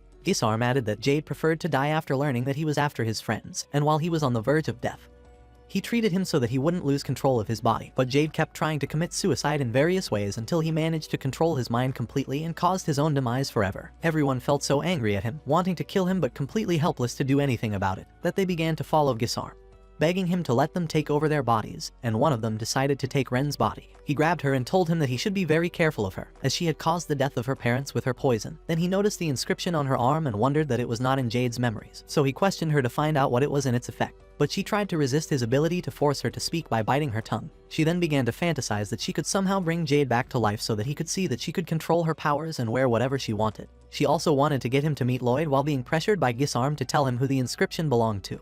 And at the same time she was being pressured by Gisarm to tell him. Suddenly, magical circles appeared directly above the palace, and then a beam came out of it, causing all his followers to be annihilated and crushed underground without leaving him a chance to defend himself. And Lloyd, with his thunderous attack, caused a hole like a volcanic fever and managed to save the assassinated guild by placing them inside protective barriers so that they do not suffer the same damage as the rest. Lloyd walks up to Ren and uses his healing ability on her mouth, then tells everyone to leave the palace immediately because Gisarm is targeting them. They don't hesitate for a second to follow his order. When Galilei picks up Ren and runs away, she objects to letting Lloyd take care of them alone. Gisarm is a monster beyond their comprehension and will end up being an obstacle in Lloyd's way. After they leave, Gisarm teleports back as if nothing happened and orders his minions to follow the Assassin's Guild and catch them before they go into hiding. Lloyd then launched his thunderous attack again, but divided into several magical circles to prevent them from chasing his comrades, attacking them from all sides and destroying a large part of the palace. But Gisarm managed to dodge his attack again, while Lloyd was barricading himself inside a barrier. He was surprised when the cursed word penetrated his barrier without breaking it, and he was faced with the choice of letting it touch him to see what happens next, or avoiding it. He made a split-second decision and dodged the attack. When he found one of the demons above him coming after him, he used a spell to analyze his body and found that the demon controlled the heart of the human in possession of his body, and if he hurt him, the demon would kill him by cardiac arrest. Grimm advised him that they should flee immediately because Gisarm was unlike any opponent he had ever encountered before, as his spells did not require the creation of spells, but rather his magical energy created the effects directly. Lloyd realized that his barrier would make no difference against Gisarm's abilities, which are very similar to Crow and Pazuzu but more effective, so Grimm told him that demons are classified into 10 categories, and Gisarm's followers seem to be in the lowest category, so he can attack them with magic, as it worked against Pazuzu of the 8th category and himself, who is in the 3rd category. Lloyd guessed that Gisarm is a first-class demon, but Grimm told him that the situation is much worse, as he is above all 10 classes and is the king of demons, as 100 first-class demons wouldn't stand a chance against him. Lloyd thought that despite all this, he seems to be more than just an irredeemable villain. Instead of running away, he approached him, and when Gisarm asked him what he was, he told him that he was just a last order prince, and he realized that this was the 7th prince in Jade's memories, and it seems that he wanted to see him for some reason. Lloyd tells him that he screwed up and they'll never meet again because of him. Gisarm asks him what's wrong with him, and he tells him that he destroyed his throne and his followers with his overwhelming attack, as well as collaborating with the cursed and helping them escape. As the two prepared to engage each other, Grim almost wet his pants in fear, or more accurately, Lloyd's hand, and the two ended up fighting for fun, each confident in their ability to finish the other off. Grim tried one last time to convince Lloyd to run away, and that their chances of winning were slim, but to no avail as Lloyd was thinking about the spell that would work against him and was furious that he had to fight the Demon King because of him. When Gisarm attacked them, Lloyd was able to dodge his blow with the barrier, as it could not penetrate it completely due to its use of several layers. So Gisarm was excited to see how long his barrier would hold up against his attacks and threw hundreds of curses at him all at once. Lloyd dodged them as best he could, but the curses followed him wherever he went, and he would put more layers on as they shattered his barrier. And suddenly Gisarm was standing right on top of his barrier, breaking it with a single kick. Lloyd was shocked to learn that Gisarm was using the highest level of magic to unite all of his curses into one strike. And after the barrier was destroyed, he moved a safe distance away and began to think of a way to hit Gisarm. While Gisarm was thinking that he couldn't put enough pressure on him with teleportation, when Lloyd mentioned that this ability wasn't his to begin with, he told him that Jade didn't know how to fully utilize its power while he did, making it his, as demons are born with an innate ability to control magical energy and liken the damned to birds that have wings but don't know how to use them properly. Then he marveled at the idea that they still resisted death even though they were just creatures hated and feared by their kind. They should be more open and accepting of their death. Then he decided to show him the perfection that a demon reaches when it is combined in a cursed body. He asked Lloyd if he intended to defend, evade, or flee. Before Lloyd could move, the first arrow pierced his body without him realizing it. Gisarm told him he had no choice but to die, and continued to plunge the arrows into his body until he stopped moving. Meanwhile, the Assassin's Guild was confronted by Gisarm's followers. Galilei used his spider web to prevent them from approaching them, and then Crow used his ability to force them to submit and not try to evade. Babylon took advantage of the opportunity and opened the portal so that they could make a quick escape. But they were surprised by the power of the demons to evade their abilities, and Teria decided to inflict enough damage to allow them to escape and told her companions to leave her and flee out of her line of sight. As the demons healed themselves, she didn't hesitate to stick her sword in her foot to keep them from moving and promised her companions that she wouldn't let any of them take over her body. Galilei pushed the others to the other side, closed the portal, and decided to fight alongside Teria. Then he told her that he would be by her side as she delivered the fatal blow. The demons were shocked that she was going to cut her throat to get rid of them all at once, and they rushed towards her to stop her, but Galilei stopped them with his nets. Teria began to imagine how Jade had suffered to commit suicide over and over again, while Ren began to cry because they were about to break free of their shackles and live with humans normally. Then she saw Teria start to cut her own throat and cause the death of herself and everyone in sight, including Galilei. Meanwhile, Gisarm scoffed at the idea of the curse living with humans in one place and getting along, finding it a pathetic dream. Then he looked at Lloyd's corpse and felt frustrated because he thought he would be entertained for a longer time. But he was surprised to see his body turning into a solid state and being smashed into crumbs. Then he appeared out of nowhere by Grim and tried to settle the matter with one blow from his sword. But he dodged it in time and realized that Lloyd used a bait to escape death. Lloyd began to think of a way to get him after all his tricks failed, and suddenly he asked Gisarm to look for another place to continue their fight. And on the other side, the Assassin's Guild was surprised by the sudden attack of the demons from behind the gate. Then the owner of the attack destroyed the gate and headed towards the demons, revealing that Albert and his brothers had come to save Lloyd. Upon their arrival, Albert and the others realized that things have gone unexpectedly after the demons took control of Lordos. When Ren is relieved that help has arrived, Albert gives her a sharp look and tells them that their priority is to deal with them. When Silpha drew her sword against them, they were horrified, then told them that their plan had been exposed. Then asked them where Lloyd was and threatened to behead them one by one if they lied or remained silent. Galilei had to tell her that he was in the middle of a fight inside the palace. Then Ren told them that he was fighting inside the palace. Ren then told them that he was fighting the Demon King for them and that they were all his allies. Babylon put his hand over her mouth and told her not to forget the promise they had made with Lloyd to keep his and Grimm's power a secret if they met anyone from the kingdom. Silpha gets tired of waiting and decides to cut Ren's head off first. She yells at her to wait and then tells her that Lloyd is fighting a loser in the neighborhood. But to their surprise, she doesn't believe them and is about to get rid of them. But Albert intervenes. They hoped he would believe them and kept chanting his name. But they were soon shocked when he told Silpha to start getting rid of the adults first. And when they saw Lloyd's boxers in his hand, he asked why he was fighting his brother for people who left such a thing as a threat. Galilei made things worse by telling him that Lloyd's clothes were stained with his fluids and that they left them hanging to dry and almost ate him alive. But Ren stood up and told them that she was grateful to them for saving her family, and that they were just as worried about Lloyd as they were and would take any punishment on behalf of the rest of them. When she told them what happened to their leader because of the demons and that's why Lloyd fought for them, one of the demons lunged at them. Alice fought it off and fed it to her horse, then told the others that they should believe Ren because her horse would have eaten her if it felt any ill will towards her. Albert decided to follow her instincts and distract them to take care of the demons, then ordered Silpha to go look for Lloyd. Ren was confused and caught her before she left, and tried to convince her that he was fighting a weak person and didn't need help. Then, to everyone's surprise, arrows hit an area near them, appearing out of nowhere and causing the bridge to collapse. And when they saw the demons swimming towards the bank, they realized that they intended to surround them. So Albert ordered everyone to return to the riverbank. On the other side, it turns out that Gisarm had deliberately intercepted them, in agreement with Lloyd, so as not to be discovered and spoil their fight. When they resumed their fight, Lloyd continued to dodge his arrows. Lloyd saw that he could let the others handle things downstairs while he focused on Gisarm, while Albert and Diane realized that their magic was useless against their regeneration ability, and that they needed something more powerful than fire before their powers faded over time. While Albert was thinking of a way, he was surprised when Silpha disappeared from their ranks. On the other side, Silpha grabbed Shiro and asked him to take her to where Lloyd was, but he didn't move due to the distance between the bridge and the palace. While they were thinking of a trick that would allow them to cross to the other side, they were surprised by Shiro's sudden jump into the water, and ended up floating above the water, frustrated by his failure. Then a demon appeared and tried to surprise Silpha from behind, but she intercepted him in time, and he admired her skill and speed in dealing with him. When Silpha realized that demons are categorized, she wondered which category Pazuzu belonged to. On the other side, Albert's soldiers continued to burn the demons while Albert thought about what had happened to this country, and felt the urge to save the people whose bodies had been taken by demons. Then one of the demons tried to attack him from behind, and before he could defend himself, Babylon swooped down and twisted his head 360 degrees, causing him to drop dead. He then offered to band together to fight the demons because he reminded him of their leader, Jade, and told him that he was aware of their bad reputation and did not intend to make excuses about how they had no choice but to continue living.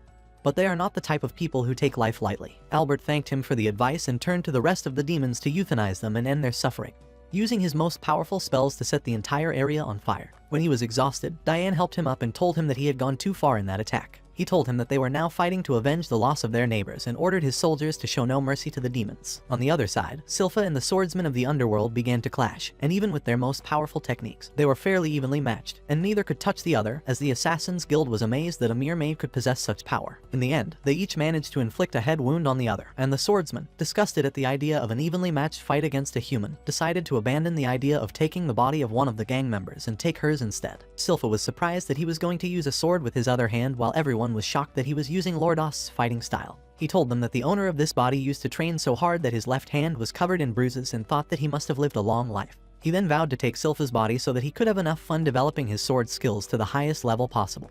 But he was soon shocked when he saw her leap towards him, intending to use his Devil's Blade technique. The swordsman managed to block her with great difficulty, not realizing what was happening. She told him that she had learned his technique from watching and told him that the difference between them was that she could steal any technique without having to possess the user's body. The swordsman was furious at her words, and when she summoned Shiro, he told her that fighting alongside him would be useless against him. But she was already hiding her sword inside his fur, and remembered when Lloyd gave her this sword after he made it with Diane, and told her that he made sure the sword was as strong and flexible as possible, and that he was confident that the sword would withstand her strength and she would be able to take down a demon with it. When Lloyd told them everything he knew about demons and their possession of human bodies, he said that they could cause the demon to die inside the human body. But the problem was that the body would be many times stronger than normal, so it would take a single attack to do overwhelming damage to it. Then Silpha approached him and asked why he chose strength and flexibility for the sword. He replied that he felt that she was deliberately being cautious while swinging the sword as if she was afraid that it would shatter due to her excessive strength. She felt very happy that he cared about her so much and promised to keep this sword. The devil laughed at the name of her sword and told her that the matter had already been decided after they seized Lordos and turned it into a country for their amusement, and told her that their plan was specifically designed to lure Jade out. And the plan worked after they announced their intention to go to war after seizing the bodies of the country's royal family. The Assassin's Guild was outraged that the demons had deliberately provoked Jade through his weakness to force him to show himself to them.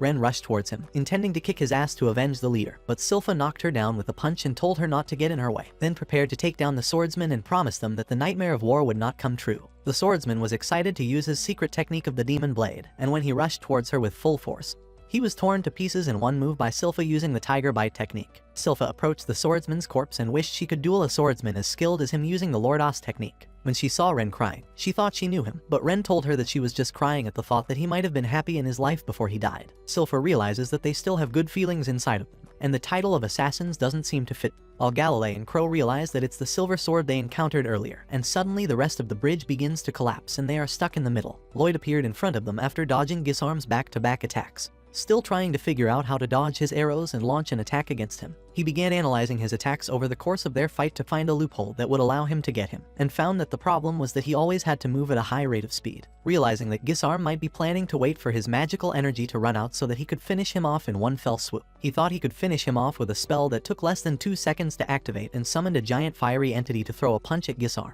who was stunned at the sight of it and preferred not to have his clothes burned. When he decided to dodge, Lloyd had already anticipated it and was preparing a backup plan. When he found him gone, he used spectral detection to find him. When he located him, he found it difficult to see him due to the thick smoke, and Grim warned him of a surprise attack. When he noticed that Gisarm hadn't attacked him with Shadow Wolf when he was standing in the thick smoke, he realized that he was using the line of sight to set a target for his teleportation. He paused for a moment and decided to land. He wandered around for a while to make sure Gisarm had lost track of him so he couldn't attack him, so he thought he'd get close enough to hit him with the sword. As Gisarm wandered through the smoke looking for him, he was surprised by the appearance of a large number of clones of Lloyd heading towards him at once. He realized that he had made food out of his body to distract him, and because of his lack of recognition, he had to wait until they stabbed him with swords, and then he was able to identify the real Lloyd when he found that he was the only one of them not using an earthen sword. After pushing him away, he told him that magical and physical attacks were useless against him and that he didn't have to carry out the plan using his real body because he would regenerate anyway. After some time, he noticed that his clone was still clinging to him and staring at him in silence. He was shocked by the fact that he had risked giving one of his dolls his real sword to attack him and kept looking for the real one among them until he thought he was hiding above him because it was the most visible place. But his body soon ignited after the real Lloyd appeared behind him and succeeded in damaging him. He felt proud that his plan had finally worked, but thought that the possibility of things going badly for him was high because his blood could only move in limited ways and he would soon be discovered. While Gisarm was thinking of a way to get him, he decided to take the easy way out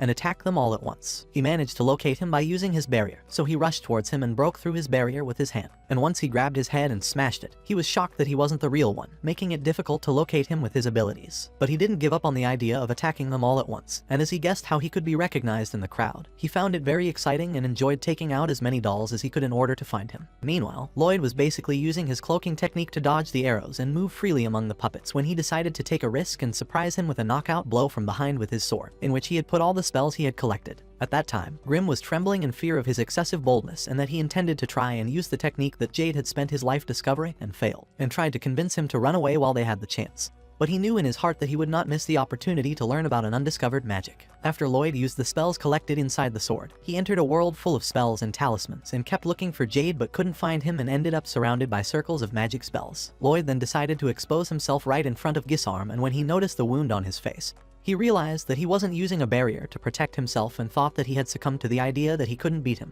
He then asked him why he was fighting for the pathetic Assassins Guild and told him that he wasn't like them and was somehow broken, just like him. Lloyd replied that lions don't ask why they have claws and fangs because it never bothered them, and the same goes for him. He was born strong and that's all he has, unlike humans who live in suffering because of what they lack. That's why their best option is magic. Gisarm told him that he doesn't care about all this, then he lunged at him and decided to finish him, and that's when Lloyd hit him with a thunderous punch that caused him deadly pain, and then told him that this time he attacked him using the breathing technique while Gisarm was furious because he was able to determine where he would move to. Then Lloyd sat down on a rock and asked him to show him more of his strength, and Gisarm thought that he had been fooled by a stroke of luck. And then Lloyd asked him if he still remembered what Jade had told him before his death, and he pretended not to care. But he was shocked when Lloyd told him that he would lose as Jade had told him. As Jade's voice begins to creep into his head, he rushes full force towards Lloyd, who begins to deliver painful kicks from all sides, while Gisarm believes that he can recover once he regains his balance and dodges his blows, but the trouble lies in knowing where he intends to move to escape him. Lloyd then launches a thunderous hellstorm attack to push him into the lava he left behind. Gisarm realizes he's in trouble and can't locate his current position, so he tries to avoid falling into it by moving around until he manages to get past Lloyd and back to the surface. Lloyd provokes him and threatens to take his life if he is no longer amused and runs out of ideas. Gisarm's anger reaches its peak and tells him that he will now wipe out the world with his next attack. Lloyd and Grim are surprised when he uses his full magical power to create a giant black sphere known as the Mortal Darkness Sphere. Gisarm aimed the ball directly at Lloyd, but was quickly shocked to find that it disappeared before it reached him. Lloyd then told him that he was able to erase it with a similar technique, the Void spell, which sends any ability used by his opponent into another dimension and turns it into dust. In the past, while exploring all the details of magical spells, he had done an experiment about making two balls collide with each other at the same time and saw that the result would be 0 and both balls would disappear. After Gisarm heard that he was messing around with balls of light to learn magic, he went crazy and told him that it takes a lot of energy to create a single ball. He told him that he was excited to see what would result from two forces colliding with each other, and the result was as disappointing as he now feels about it. Gisarm couldn't stop complaining about a human having the ability to mimic one of his abilities and vowed to take away his body. and mess with his magical energy as he wished. As he rushed towards him and grabbed him, he was horrified when he entered his magical energy field and found it to be beyond the imagination of any living being. Lloyd decides to take matters into his own hands and hits him with dozens of vacuum balls simultaneously. Before he can escape, he ends up vanishing into nothingness. Meanwhile, Albert and Diane are fighting side by side, unable to see their enemies because of the smoke. But thanks to Lyro and Shiro's sense of smell, they were able to locate the demons and devour them. Silpha wondered why she suddenly smelled a pleasant odor, which turned out to be the poison of Ren, who told them not to breathe too deeply because she doubted her ability to control her power yet. Albert thought he would be able to see better when the sun came up.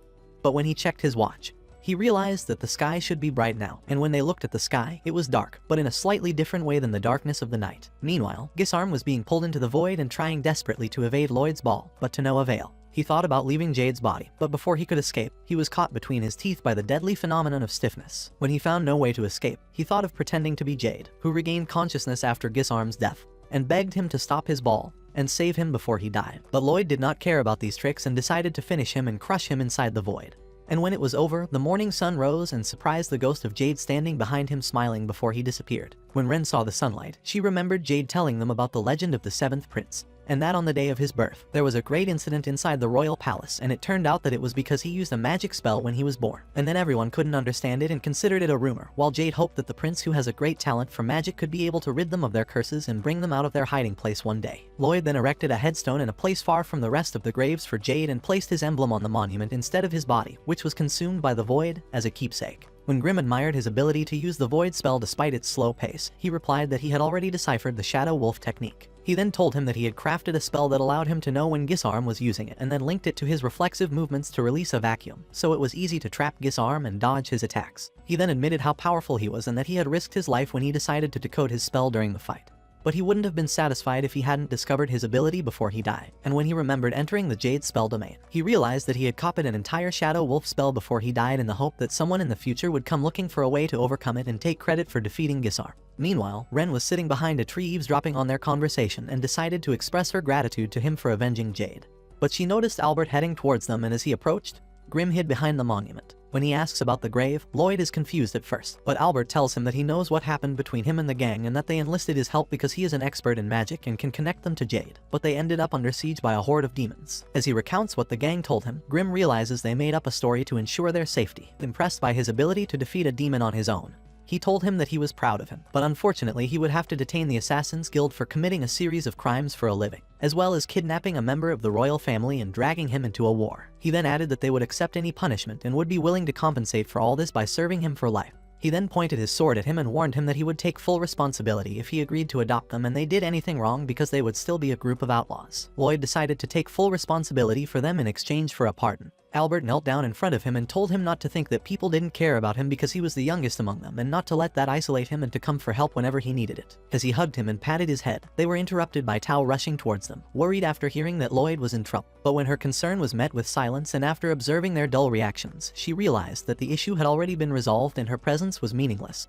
So she quietly turned back. They all rushed after her to thank her for helping them fight Pazuzu. After they left, Grimm thought it was nice of Lloyd to agree to take over the gang, but he told him that they were the new frontier of the magical world and their potential shouldn't be allowed to just walk away. Tao expresses her confusion at the presence of the Assassin's Guild, but Albert tells her that this is a spontaneous gathering and that she should focus on having a good time. Galilei tells him that their leader didn't like to dwell on sad things, so they'd rather say goodbye with a bang. So Albert decides to celebrate in the Assassin's Guild's own way. While they were having a good time together, Teria approached Albert and offered to have a drink with him, but he had to refuse since he is a prince and runs a business related to the royal family. So she decided to use her power to seduce him, and before he indulged in a drink with her, he remembered Galilei's liquid that filled his brother's underpants. Ren asks Silpha to let her work alongside Lloyd as a way to show her gratitude, but Silpha tells her that she can't make that decision, and that she'll have to ask Lloyd himself. She was shocked to find him in the bathroom with them after Silpha brought him in, and he told her that he didn't mind her working for him. She asked him if he was sure it was okay to have a venom curse like her with him, and he realized that none of them had come to terms with the ability they were born with. Then he told her that if she could understand the nature of her poison and break it down into elements, she might be able to work as a pharmacist and save many lives. She was surprised at the idea that her poison could cause people to be saved instead of dying, so he advised her to decode her power and turn it into ordinary magic and then reformulate it as a spell, and he told her to consider this a long-term task that he would assign to her. Ren remembered her suffering all these years and people persecuting her because of her curse, and that she was finally redeemed and welcomed into society. and realized that Lloyd accepted them all for who they were and that he never once called them cursed and promised to work hard before he left. Days later, Ren was assigned to work as Lloyd's personal maid under Silpha's supervision. And when he went to meet his father with Albert, he thought he'd get enough of a scolding, but was surprised to find Charles complimenting him on his efforts and living his life to learn more about magic as he'd wanted to do since he was resurrected. We are back with the story of the 7th prince who decided not to fight with his brothers for power and devote his time to learning more about magic after he saved his island from great danger. After several days, Ren went to wake Lloyd but was surprised when she did not find him in his room. She was quickly shaken when he appeared out of nowhere behind her and hid inside Shiro's fur. He told her that he had mastered concealing his presence just as she had taught him, while Ren was amazed that he was able to learn the technique that took her a whole year in a short period of time. Lloyd noticed that she was still not used to working in the palace and promised him that she would do her best to be his servant. When he ordered her to speak to him spontaneously when they were alone, Silpha appeared and ordered her not to. Lloyd decided to leave them and go outside, and while everyone was working on restoring the island, he jumped over the window of Galilea, who had appointed him governor of the island. Lloyd approached his companions and confidently told them that this place would be a good source of research if it became a sanctuary. Galilea decided not to let such a disaster happen again as governor. Grimm suggested they use divine magic to protect the island, and they were shocked when they realized he was a demon. He told them to show him some respect and began to explain to them what divine magic is. He told them that it is a type of magic that only church members can get to use the power of God and fight evil. Lloyd was discouraged after learning that they would have to join the church because he was expelled 2 years ago and would not have access to that power. But with his friends encouraging him and telling him that they might have forgotten about him, he decided to join the church to gain the power. After that, he went with Ren and Babylon to the church, and their plan was to work as servants for a while in order to gain magic. After that, they went to meet Father Herbal, who was shocked when he saw Lloyd and seemed to still remember the disaster he caused. He raised the cross in his face and tried to kick him out of the church, but Escher appeared and told him that it had been a long time ago and they should forgive him. Herbal has no choice but to allow him to repent by staying in the church and soon falls in love with Shiro. After that, the three of them put on their church clothes and start working, but Lloyd ends up breaking Herbal's favorite vase. Lloyd was about to leave, but Escher approached him and helped him clean up. Lloyd left in frustration, and when Ren realized that everyone here knew him from when he was young, she asked Escher how he had behaved in the past. She told her that he hadn't changed at all. They were surprised to learn that he had joined the church to acquire divine magic. She remembered when he broke vases as a child and expected her to deal with him strictly. He suggested that she destroy him with divine magic, but she told him that it was an ability used only against evil people. A demon appeared out of nowhere inside the church because of Lloyd, and Herbal evacuated the place while Lloyd was hiding. There was nothing he could do. Just when he was about to be overwhelmed, Escher rushed in and saved him, which made him feel even more ashamed, and he ended up being expelled after confessing his crime. Escher told them that she still thought he was a good kid, even after everyone started calling him a devil's spawn. When she remembered that there would be a carol sing during dinner today, she decided to invite Lloyd to join in and sing with them. On the other side, Lloyd was throwing vase debris outside when he saw two people teasing a girl. When he got a closer look, he realized it was his fourth sister Saria, who was into music. When she was about to kick her ass,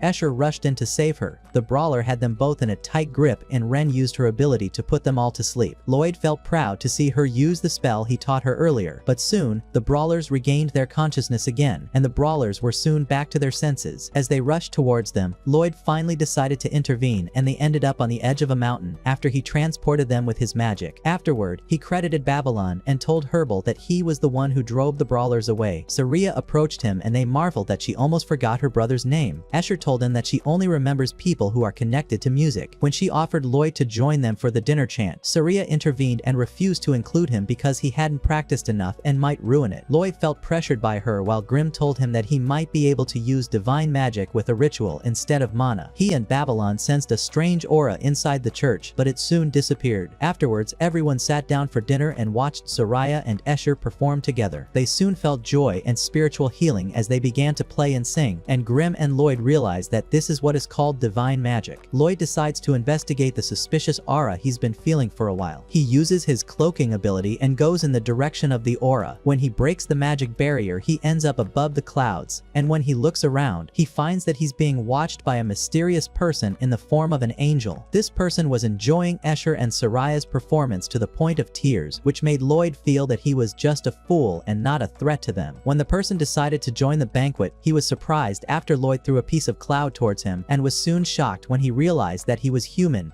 and had come here. He smugly told him that his name was Jikriel, the holy angel of God. Lloyd tried to convince him to help him, but he used his power to send them back to the original world again. Lloyd used a protective barrier, which made Jikriel realize that he was not a normal human. He continued to attack him while Lloyd used his sword to block him and took the opportunity to learn more about his power. He was surprised that he couldn't absorb this type of magic with his sword as he does with other types. He tried to surprise him from behind, but Jikriel was cautious enough to use his true power to cause cracks in the walls of the worlds. Lloyd was perplexed that he couldn't test the resilience of divine magic and had an idea. He surrounded Jikriel with gates from all sides, exposing him to an all-out attack. Jikriel luckily escaped while Lloyd thought about using it again and making sure he was defeated. Jikriel managed to dodge him again and told him that he was not good enough to give him divine magic. He rushed towards Lloyd to surprise him, but Lloyd managed to catch him and smash his magic swords. Jikriel immediately retreated and told him that his swords were unlimited and could not defeat him. Lloyd was curious to see how far he could stand up to him. He then used all of his magic at once and managed to deal overwhelming damage to Jikriel and made him admit defeat. After Jikriel became transparent from the damage, he told him that he had lost his chance to learn after consuming all of his mana. Lloyd shared his mana with him and asked him to teach him to use divine magic. Jikriel decided to kill two birds with one stone by teaching Lloyd divine magic and using it to appear in the human world. He told Lloyd that they needed to make a deal to possess him, but it ended up settling in his palm as part of his body. Jikriel had no choice but to comply and give him what he wanted. He told him that he only had to engrave the mana sign on his soul to activate it. When Lloyd tried to use it, he felt like he was in a dream, while Grimm realized that he had enough power to conquer different worlds. Lloyd was curious to try using Jikriel's swords and summoned an entity so huge that it started destroying walls. Jikriel was shocked that he could change the shape of the swords into vast wings, while Grimm begged him to stop his ability before things got out of hand. At that time, Babylon was wandering outside to check the situation. As he sensed a strange odor nearby, a mysterious man appeared and asked him to accompany him inside. Babylon suspected that he was not a priest, and when he asked him why he was not wearing a cross, he took his cross out of his pocket. Babylon noticed that he was carrying a golden cross, while the mysterious priest told him that this garden is a sacred place that no one should be allowed to enter. Then Ren joined them, and Shiro trembled in fear when he sensed the priest's aura. Then Lloyd returned to them, and when he passed by the priest, Jikriel was shocked when he saw him. Babylon wondered if the garden outside was really a sacred place, and when Escher told him that they bury the animals of their believers, he realized that he was a fool for thinking that the musty smell was caused by a corpse. Lloyd decides to leave the church now that he's found his calling, while the priest decides to keep a close eye on him to make sure he doesn't get in the way of his plan. After Lloyd returned to the mansion, he taught his companions to use divine magic after he forced Jikriel to give them the power to activate it. He was furious when Lloyd ordered him to give his power to more people in order to achieve a greater achievement in the world of magic, and told him that he only gave this power to one person in the history of time. Lloyd told him to shrink in size like Grimm so as not to draw attention to himself, and he ended up looking like a golden bird chick. Then, they were joined by the two brawlers that Lloyd had sent away, who turned out to be Galilea's minions. Just as they were about to kick Lloyd's,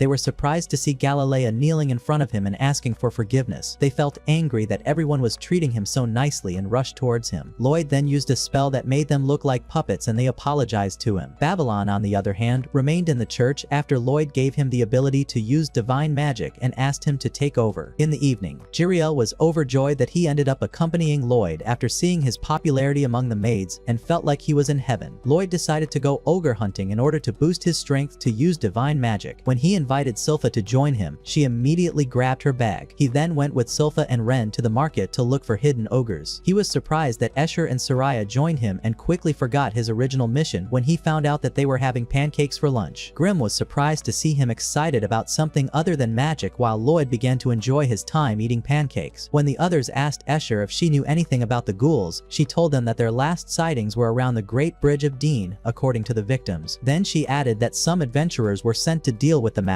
but they ended up missing, and the spread of the ghouls could threaten the upcoming church festival. Ren was eager to eliminate the ghouls in order to protect everyone, and hear Escher and Soraya's hymns again. Lloyd and his companions arrive at the bridge and manage to find the ghoul's nest underneath. Before they head inside, Dao comes rushing towards Lloyd. She thought he was eager to see her, but was quickly disappointed when Silpha told her that he had come to test his ability to use divine magic. She told them that there were no ghouls inside, and ended up getting lost in the filth and stench, and finally managed managed to get out when she sensed his aura. Lloyd used a cleansing spell to get them inside, and soon the place was clean and Dao was able to use her ability and clear the sewers completely. Shiro then headed into the depths to monitor the ghouls, while Dao discovered that Lloyd could use her ability as well. Silpha intervened to keep her away from him, but she was furious and decided to beat her in a challenge, with the winner getting the chance to date Lloyd for an entire day. After the ghouls rushed towards them, Lloyd gave them weapons with divine magic, and the winner is the one who can eliminate the most ghouls. E.S. and applying poison to her weapon broke as soon as it touched one of the ghouls, and Lloyd was inspired by her idea and created another weapon mixed with poison. Grimm realized that he had developed divine magic like never before and had powerful helpers. As the three of them raced to eliminate the last ogre to win, a mysterious creature called Civil War appeared out of nowhere in front of Lloyd. It took time for the three mates to realize what had happened in a split second. Lloyd realized he was being controlled by something, and when Civil War tried to do the same to Lloyd, he was stunned when he sensed his magical energy. Ren remembered what Jade had told her in the past about him and couldn't believe that he had survived. Just when they thought it was easy to dodge his strings, they were shocked when he knocked them down with hundreds of strings at once. Meanwhile, the mysterious priest disposed of Herbal while a traumatized Escher watched from behind. Decided to take Herbal's life and take possession of Escher's body, but Babylon appeared just in time to get rid of his ghost. On the other side, Lloyd sat back and watched as his comrades struggled to overcome a stronger being. Ren immobilized him with poison, and Tao stabbed him with several stab wounds. Civil War was about to kill her with his sharp strings and force them away from him. When he tried to attack Tao, she tightened her grip on his strings and kept swinging him in the air until Silpha seized the opportunity and finished him off with a single blow. Silpha realized that he hadn't taken full damage after the poison wore off, and he might survive his fall. At that time, Civil War decided to flee after realizing their combined powers and meet up with them later. Before he could blink, his foot was amputated after Lloyd used his spell. He realized that he was right when he noticed. He rushed towards him and used his threads to bypass his aura and smash his skull, but ended up crashing into Lloyd's magical barrier and getting caught in his grasp. Impressed by his abilities, Lloyd decides to adopt him instead of getting rid of him and is soon surprised when he realizes he can talk. He approaches him and starts asking him questions about his past and his memories. Civil War remembered his suffering when he was human, where he worked like garbage and everyone beat him. One day he died while being beaten and turned into a ghost. He could not possess the bodies of ordinary humans because of their weakness until he met the mysterious priest. The priest took him to his laboratory and succeeded in putting him in the body of Civil War, and when he became strong enough, he decided to take revenge on all those who caused his death. After he got his revenge, there was nothing he could do, so he went back to the priest and decided to become his follower as payback. The priest ordered him to swallow a small crystal of divine magic to preserve his new body and warned him that when it shattered, his rotten body would disappear. When he returned to the present, he was surprised that Lloyd had helped him to start over and began to cry. Before he could take a step, the crystal shattered and his entire body vanished. On the other side, Babylon had a hard time dealing with the priest and ordered Escher to take Herbal to the Adventurers Guild. Babylon realized he couldn't beat him. He was surprised that he was standing still and decided to take advantage of that to escape after Escher had gotten far enough away. He remembered what Lloyd had told him before he left and that he had a high sense of danger, so he told him to stay in the church. Babylon found that all he felt right now was fear, because he seemed completely unknown to him, but soon he mustered up the courage and rushed to attack him. He decided to use a cleansing spell to inflict as much damage as possible, but he ended up getting stabbed in the heart, and then the priest ripped him apart and threw him away like junk, declaring his victory. Babylon managed to sneak up behind him and surprise him, thanks to the flexibility of his body that allowed him to move his ribcage and dodge the priest's deadly blow. He was surprised that he did not budge even after he fired his spell at close range, so he decided to deliver hundreds of blows to him at once. He ended up receiving a thunderous blow and fell to the ground in the church. The priest approached him and used his divine magic to make dozens of swords appear around him. Babylon felt he was in trouble and would not be able to dodge them all at once. On the other side, Escher arrived at the guild carrying Herbal and quickly fell to the ground. When everyone asked her what happened, she remembered when Babylon told her not to ask for help and made up another story. She then decided to go back to Babylon and asked everyone to take care of her father. On her way, she started crying and blaming herself for not asking for help, but she soon realized that Babylon's opponent was unstoppable and thought about finding a way to save him. She ended up stumbling as she had memories of Soraya, and that's when Lloyd appeared and gave her an umbrella. She felt he was her last hope and begged him to go save Babylon. When he arrived, he saw Babylon sitting in a pool of his own blood after the priest had plunged all his magical swords into his body. At that time, Babylon was in another world in a cloud and thought he was dead, but he was soon relieved when he heard Escher's voice singing for the last time. Then he regained consciousness and found that he was still alive, and Escher was sitting next to him singing to him. Babylon panicked when he found everyone crying and screaming after he woke up, and suddenly Escher fainted near him. The rest told him that he remained unconscious for 3 days after Lloyd treated him, and then went to tell his brother Albert what happened. Suddenly, Lloyd appeared out of nowhere and was about to experiment on Babylon to force him to regain consciousness, but he was quickly discouraged when he saw him awake. After that, Babylon told what happened between him and the priest, which made Jiriel feel angry that he had given divine magic to a monster. When he told them that he wasn't affected by his blows no matter how hard he tried, Lloyd realized that the priest didn't feel guilty about what he was doing, making him difficult to defeat. Then, they went to ask Herbal about what happened, and he told them that the priest had a grip on his neck and started saying things about strengthening the guard. Lloyd understood that he was trying to spread spies inside the church by possessing the bodies of the priests, and then concluded that there was something wrong with the church garden. When he went there, he found that everyone was doing well, and they had rearranged everything for the festival that would be held in 3 days. Katerina appeared and told them that they were in trouble after the church refused to investigate the mysterious priest, and told the guild that they had to have solid evidence before suspecting a priest. She told them that the guild couldn't even put up posters with his description as a wanted criminal. Lloyd turned into Detective Conan and ordered the others to dig the garden to find a clue. Herbal stops them and tells them that this place is sacred. A group of crows appear and he decides to use them to investigate. Everyone senses that something is wrong with Shiro and that he is afraid of something. Soraya then joined them and asked Escher if she could sing at the upcoming festival. Babylon intervened and told her that Escher might be targeted again, and it would be best if she cancelled the performance. Soraya quietly left and decided to take matters into her own hands, while crows found a clue. When they checked the area where the crows had gathered, they found a secret underground portal. Silpha opened it and soon a foul smell came out. Lloyd realized that the basement door was specially designed to hide something down there and decided to enter himself with the others. Escher gathered her courage and asked them to let her accompany them, which encouraged Shiro to be strong and jump in after them. When they reached the basement, they were shocked to find that it was an experimental lab containing many samples. They began to examine everything inside until Ren found a sample that resembled the ghouls they had encountered in the sewers. Lloyd realized that the priest was trying to merge humans and ghosts through his research and was curious to see if he had tampered with himself like the samples. Just as they were about to destroy the lab, a monster appeared out of nowhere and almost took them by surprise. Crow used his ability and managed to stop it in time. Lloyd asked him not to get rid of her and sat and watched her fight his comrades. Crow managed to control the monster despite using a protective barrier, and they succeeded in capturing it. Lloyd approached and realized that she was half human and half monster, which made everyone disgusted and angry. Then Escher approached her and started talking to her gently and told her that they were here to help her, but the monster attacked her. She excused herself and told her that she was as scared as she was at the time and admitted that someone like her couldn't have done what she did. Then Saria started playing and she could hear her from below, and when she started singing, the monster felt safe and comfortable. She remembered that she used to hear this sound all the time while she was locked in a dark cell and could see the priest stop moving when she heard it. She began to shed tears and told her that she was as human as she was. So Escher hugged her and they cried together. The next day, Albert arrived to investigate the matter while the others listened to the girl who told them that she had lost her memory due to the experiments and could not remember her name. When she felt sad that she would not be able to live a normal life in her current body, Galilea suggested that she join them and live on Lord Ost Island. After that, she gave them the cross that fell from the priest in the lab, and when Lloyd examined it, he gave her the papers related to the priest's research and the data of his victims so that she could remember something about herself. He told her that these papers are the only hope they have to make her fully human again and left the choice to her. She decided to take the papers and do her best to become human again. When they thought about giving her a special name, Lloyd chose Lamy. After that, Escher went to Saria and apologized to her and told her that she would sing at the next festival. When they all gathered at the church, they were shocked after Albert told them that the festival should be cancelled after what happened recently, but the issue lies in people's reactions to it. Silpha noticed that the priest was carrying a golden cross, as only the Pope and the 12 bishops have such a cross. Herbal refused to believe that one of the bishops was the culprit, while Babylon remembered that the priest did not need to perform certain rituals to use divine magic, which means he has a license. At that time, Jiriel remembered that only the Pope has a license, which means that this priest is one of his closest confidants. Albert thought of a way to convince the church to cancel the festival and protect the Pope. Silpha told him that there was not enough time to cancel it, and that they would have to isolate the Pope that day and watch the bishops until they found the culprit. Albert could only trust those around him and rely on them to protect the Pope. In the evening, he sends a letter to the Pope, but it falls into the hands of Bishop Anastasia first. After reading it, she goes to a room containing a secret vault and turns out to be one of those involved with the mysterious priest. When she tells him the letter, he realizes that they got information from Lamy and decides to merge the remaining arm of the Civil War body with his own body and unleash his monsters. The day before the festival, Lloyd's companions arrive at the central church to discuss the details of the festival with the Pope and the bishops. Silpha tells him that his welcoming procession will be cancelled for his safety. Bishop Ganmel objects when he learns that they will be distributed around the church during the festival, but the others tell him that the goal is to protect them according to Albert's instructions. Silpha chose to accompany Anastasia. Meanwhile, Bishops Roselis and Thor scolded Babylon after learning that he was the one who confronted the mysterious priest and claimed to be one of the bishops. Meanwhile, Albert was waiting for them to arrive with Charles and hoped that his plan would help protect the Pope from assassination. After the Pope arrived, he was surprised that Charles rushed to the Pope to greet him as his good friend. When they returned inside, Albert felt nervous because of the few people guarding the church and hoped that nothing unexpected would happen during the ceremony. Silpha was surprised when Anastasia told her to wear something other than a maid's uniform. Suddenly, she pulled up her clothes, took out her dagger, and told her that it is not allowed to carry a weapon inside the church. Silpha has her in her sights and suspects that she is working for the priest, while Anastasia realizes that she is not just a servant to be underestimated even when unarmed. Suddenly, the ground began to shake violently and everyone thought it was the drum beat of the celebration. But soon, everyone was shocked by an explosion that resulted in the appearance of a huge black dragon right in front of the church. Before Albert could wonder what was going on outside, he found the Pope telling them that the gateway to hell had been opened, and it turned out that he had deceived everyone and intended to wipe out the island. The island plunged into chaos after the monsters spread outside, while Albert realized that the person they were protecting was the mastermind behind everything. Giriel appeared in human form in front of him and wanted to know why he had betrayed them. The Pope used his brutal strength to tighten his grip on Albert and Charles and refused to answer his question. Charles remembered when he saw the image of the mysterious priest and found that he resembled the Pope when he was young, and when he asked him if the death of his son caused him to change, he began to squeeze him until he died slowly. Charles asked Giriel to save Albert for him. Giriel felt too stressed to choose father or son, while the Pope decided to send the souls of the entire royal family to heaven. But soon everyone disappeared after Lloyd used teleportation, amidst the shock of the Pope, who realized that it was the child he met in the garden. Then he took off his robe and returned to his original form and decided to get rid of Lloyd immediately. Meanwhile, everyone was transported to the royal family's castle amid Dion's surprise. Albert approached his father and told him that the enemy is able to change his form at will, and that it is impossible for the Pope to betray his people. Charles wished that his friend was not a traitor and ordered his sons to protect the people at all costs and declared war on the priest. On the other side, Lloyd ordered his followers to go and help those fighting outside. Jeriel wanted to face the priest himself, but Lloyd told him that he would not be able to defeat him. After his followers left, the priest used his ability to finish him off quickly, but Lloyd quickly unleashed his power and caused the entire church to explode amidst the priest's shock. He tried to fight him off as best he could, but Lloyd lunged at him and gave him enough blows to send him flying out of the church. Lloyd ended up standing over him, staring at the black dragon and telling him that he had crossed the line. The priest tried to cut him in half with his blades, but he easily avoided it. At that time, Giriel thought about returning and helping Lloyd, but Grimm told him that all they can do is eliminate the monsters outside. The priest decided to take it seriously and target Lloyd with everything he has. Meanwhile, the confrontation between Anastasia and Silpha began after the latter confirmed her suspicions, while the bishops were doing their best to confront them in cooperation with the rest when they were shocked to see the legendary demon Grimoire, who returned from the bottom to take revenge. On the other side, the six-eyed and six-armed Chakra appeared and effortlessly took down Tao before the eyes of the twin bishops. Just when she thought she was done with her, Tao emerged from the rubble, and Chakra was shocked to realize that she had taken one of her arms. Chakra was even more shocked when Tao told her everything about herself, and that she was now a monster possessed by Chakra's spectrum. Tao untangled her nails and vowed not to lose to her, so Chakra decided to use her full power against her. She remembered when she was a human, in the form of a man, and chose this body to become a superhero and not age. She thought that she would be able to take her down as soon as she approached. Tao then rushed so fast that Chakra didn't realize she was in front of her until it was too late. She realized that everything she had done before in pursuit of power was useless, and she ended up being torn apart. The twin bishops couldn't believe how powerful Tao was and considered it a victory for the entire human race. They discovered that Chakra was still alive and found Tao sitting in front of her, admiring her determination to the end, and Chakra's soul rested in peace after someone recognized her. Meanwhile, the others were having difficulty against Grimoire, so they had to use divine magic. Before he could attack, a mysterious figure appeared out of nowhere and decapitated him with a single kick to the shock of everyone. He then gave the spectrum to Galilea to purify him and then flew away in search of other monsters. On the other side, Babylon, Thor, and Rosellus are having trouble getting rid of a certain monster. This monster is a human with a pig's head, and every time they try to kill it, it regenerates and comes back stronger. When he asked him why he hates humans, the pig told him about his past years ago when he was created by an alchemist named Ouroboros, and the goal of his creation was to be constantly devoured as an unlimited source of meat. The pig was frustrated to see him eaten so easily, while Ouroboros believed he would be able to save humanity from starvation in the future. The pig lived happily with Ouroboros, who ate his meat without issue, until one day it tasted bad, and Ouroboros couldn't swallow it. The pig burned down his factory and ran away, and ended up making everyone eat his meat. After being rejected by 100 people, he met a priest who saved him from despair and loneliness and told him to use his power against the humans who treated him like cattle. Babylon remembered his life with the gang and felt like he was living on the margins, roaming the forests and looking everywhere for work in order to save money and food. He told the pig that if he had met him back then, he wouldn't have ended up like this. He tried not to be moved by his words, but Babylon approached him and swore to make it the favorite dish of the whole world. After that, they ended up thinking about the recipe for a pork dish instead of fighting and saving mankind. Rosellus and Thor had to taste test it and try to eat it with everything they had in order for their opponent to change his mind about humans and stop slaughtering them. At the same time, it was like a challenge between Babylon and the pig. Babylon realized that he had been developed to make his meat tougher with each regeneration, while the pig was shocked to find his meat cooking on its own. After Babylon cooked it thoroughly, they were all surprised that the aura and the foul smell had disappeared. When the bishops ate it, they couldn't believe that it was so delicious that they felt like children again. The pig was shocked that they liked the taste so much that they ate his meat until they finished the whole dish. When Babylon asked Babylon about the secret, he told him that he used his divine cleansing magic to clean his meat from mold. Then the pig was forced to stop taking revenge on humans after realizing that the reason for his bad taste is his constant feeling of despair and confusion. Babylon invited civilians and children, and the pig was surprised to see that everyone was happy with his taste. He approached Babylon and asked him to cleanse him and make him a normal pig, and told him that he wanted to eat him one last time while he was at his best. Babylon fulfilled his request, and after he became a normal pig, he decided to include him in the group instead of eating him. Meanwhile, the fight between Silpha and Anastasia was still going on. Anastasia was impressed by her strength, and when Silpha asked her if she was the one they were looking for, she told her that her master was on a much higher level than she was. Silpha asked why she chose to. She used her ability to disappear into the fog, but Silpha was able to dodge her surprise attack. Anastasia kept attacking until she was able to split the candlestick in half. She decided to use her trump card when Anastasia herself appeared to settle the matter in one fell swoop and continued to dodge the blows. She took the opportunity to finish her off, and that's when Silpha used her divine weapon and succeeded in taking her down. Anastasia marvels that she didn't finish her off, while Silpha realizes that she used up all her energy in the last attack. Anastasia begins to shed tears as she thinks that her master may need someone equally strong and able to stop him, but that person won't be her. Meanwhile, Escher and Soraya reached the top floor and found that the black dragon had burned a large area of the island, so they decided to use their power of music and singing to stop it. On the other side, Bats stood against it alone after the dragon managed to get Crow. Bats rushed to save a child from under his fist, but the dragon was able to resist his power after they saved the child. Crow summoned his remaining strength and tried to stop him, but the dragon was able to resist his strength. After they saved the child, Bats could not abandon Crow and had to let the child go to the shelter alone. He was furious when he saw the black dragon laughing at him while Crow was unconscious. Before he could attack, the dragon crushed him with a sudden punch. He couldn't move as he watched the dragon about to crush Crow, and Silpha and Tao appeared just in time to save him. Just as he was about to fire a thunderous beam, the two girls launched a double attack to knock his head up, while the others realized that nothing could stop the dragon. The dragon remembered his painful past and that he was Jade's slave, and all he did was fly around while sitting on his back. After a while, Jade got so powerful that he decided to get rid of him and throw him away like a rag doll. The priest found him and healed him, and when he offered to join him, the dragon decided to consider him his master and help him with whatever he wanted to do. In the meantime, he managed to deliver a powerful blow that knocked Tao unconscious. As he was about to crush her, Silpha rushed towards her and blocked him, but she ended up taking a lot of damage in front of everyone. They were shocked to find him intent on destroying the shelter with his beam, and when they tried to stop him, they received a thunderous blow from him. Before he could destroy humanity with his hatred, the mysterious hero reappeared and delivered a crushing blow. Jiriel joined them and told everyone to retreat, and it turned out that the creature was Grim. When he realized that the city had been completely evacuated, he unleashed his power and kicked the dragon's ass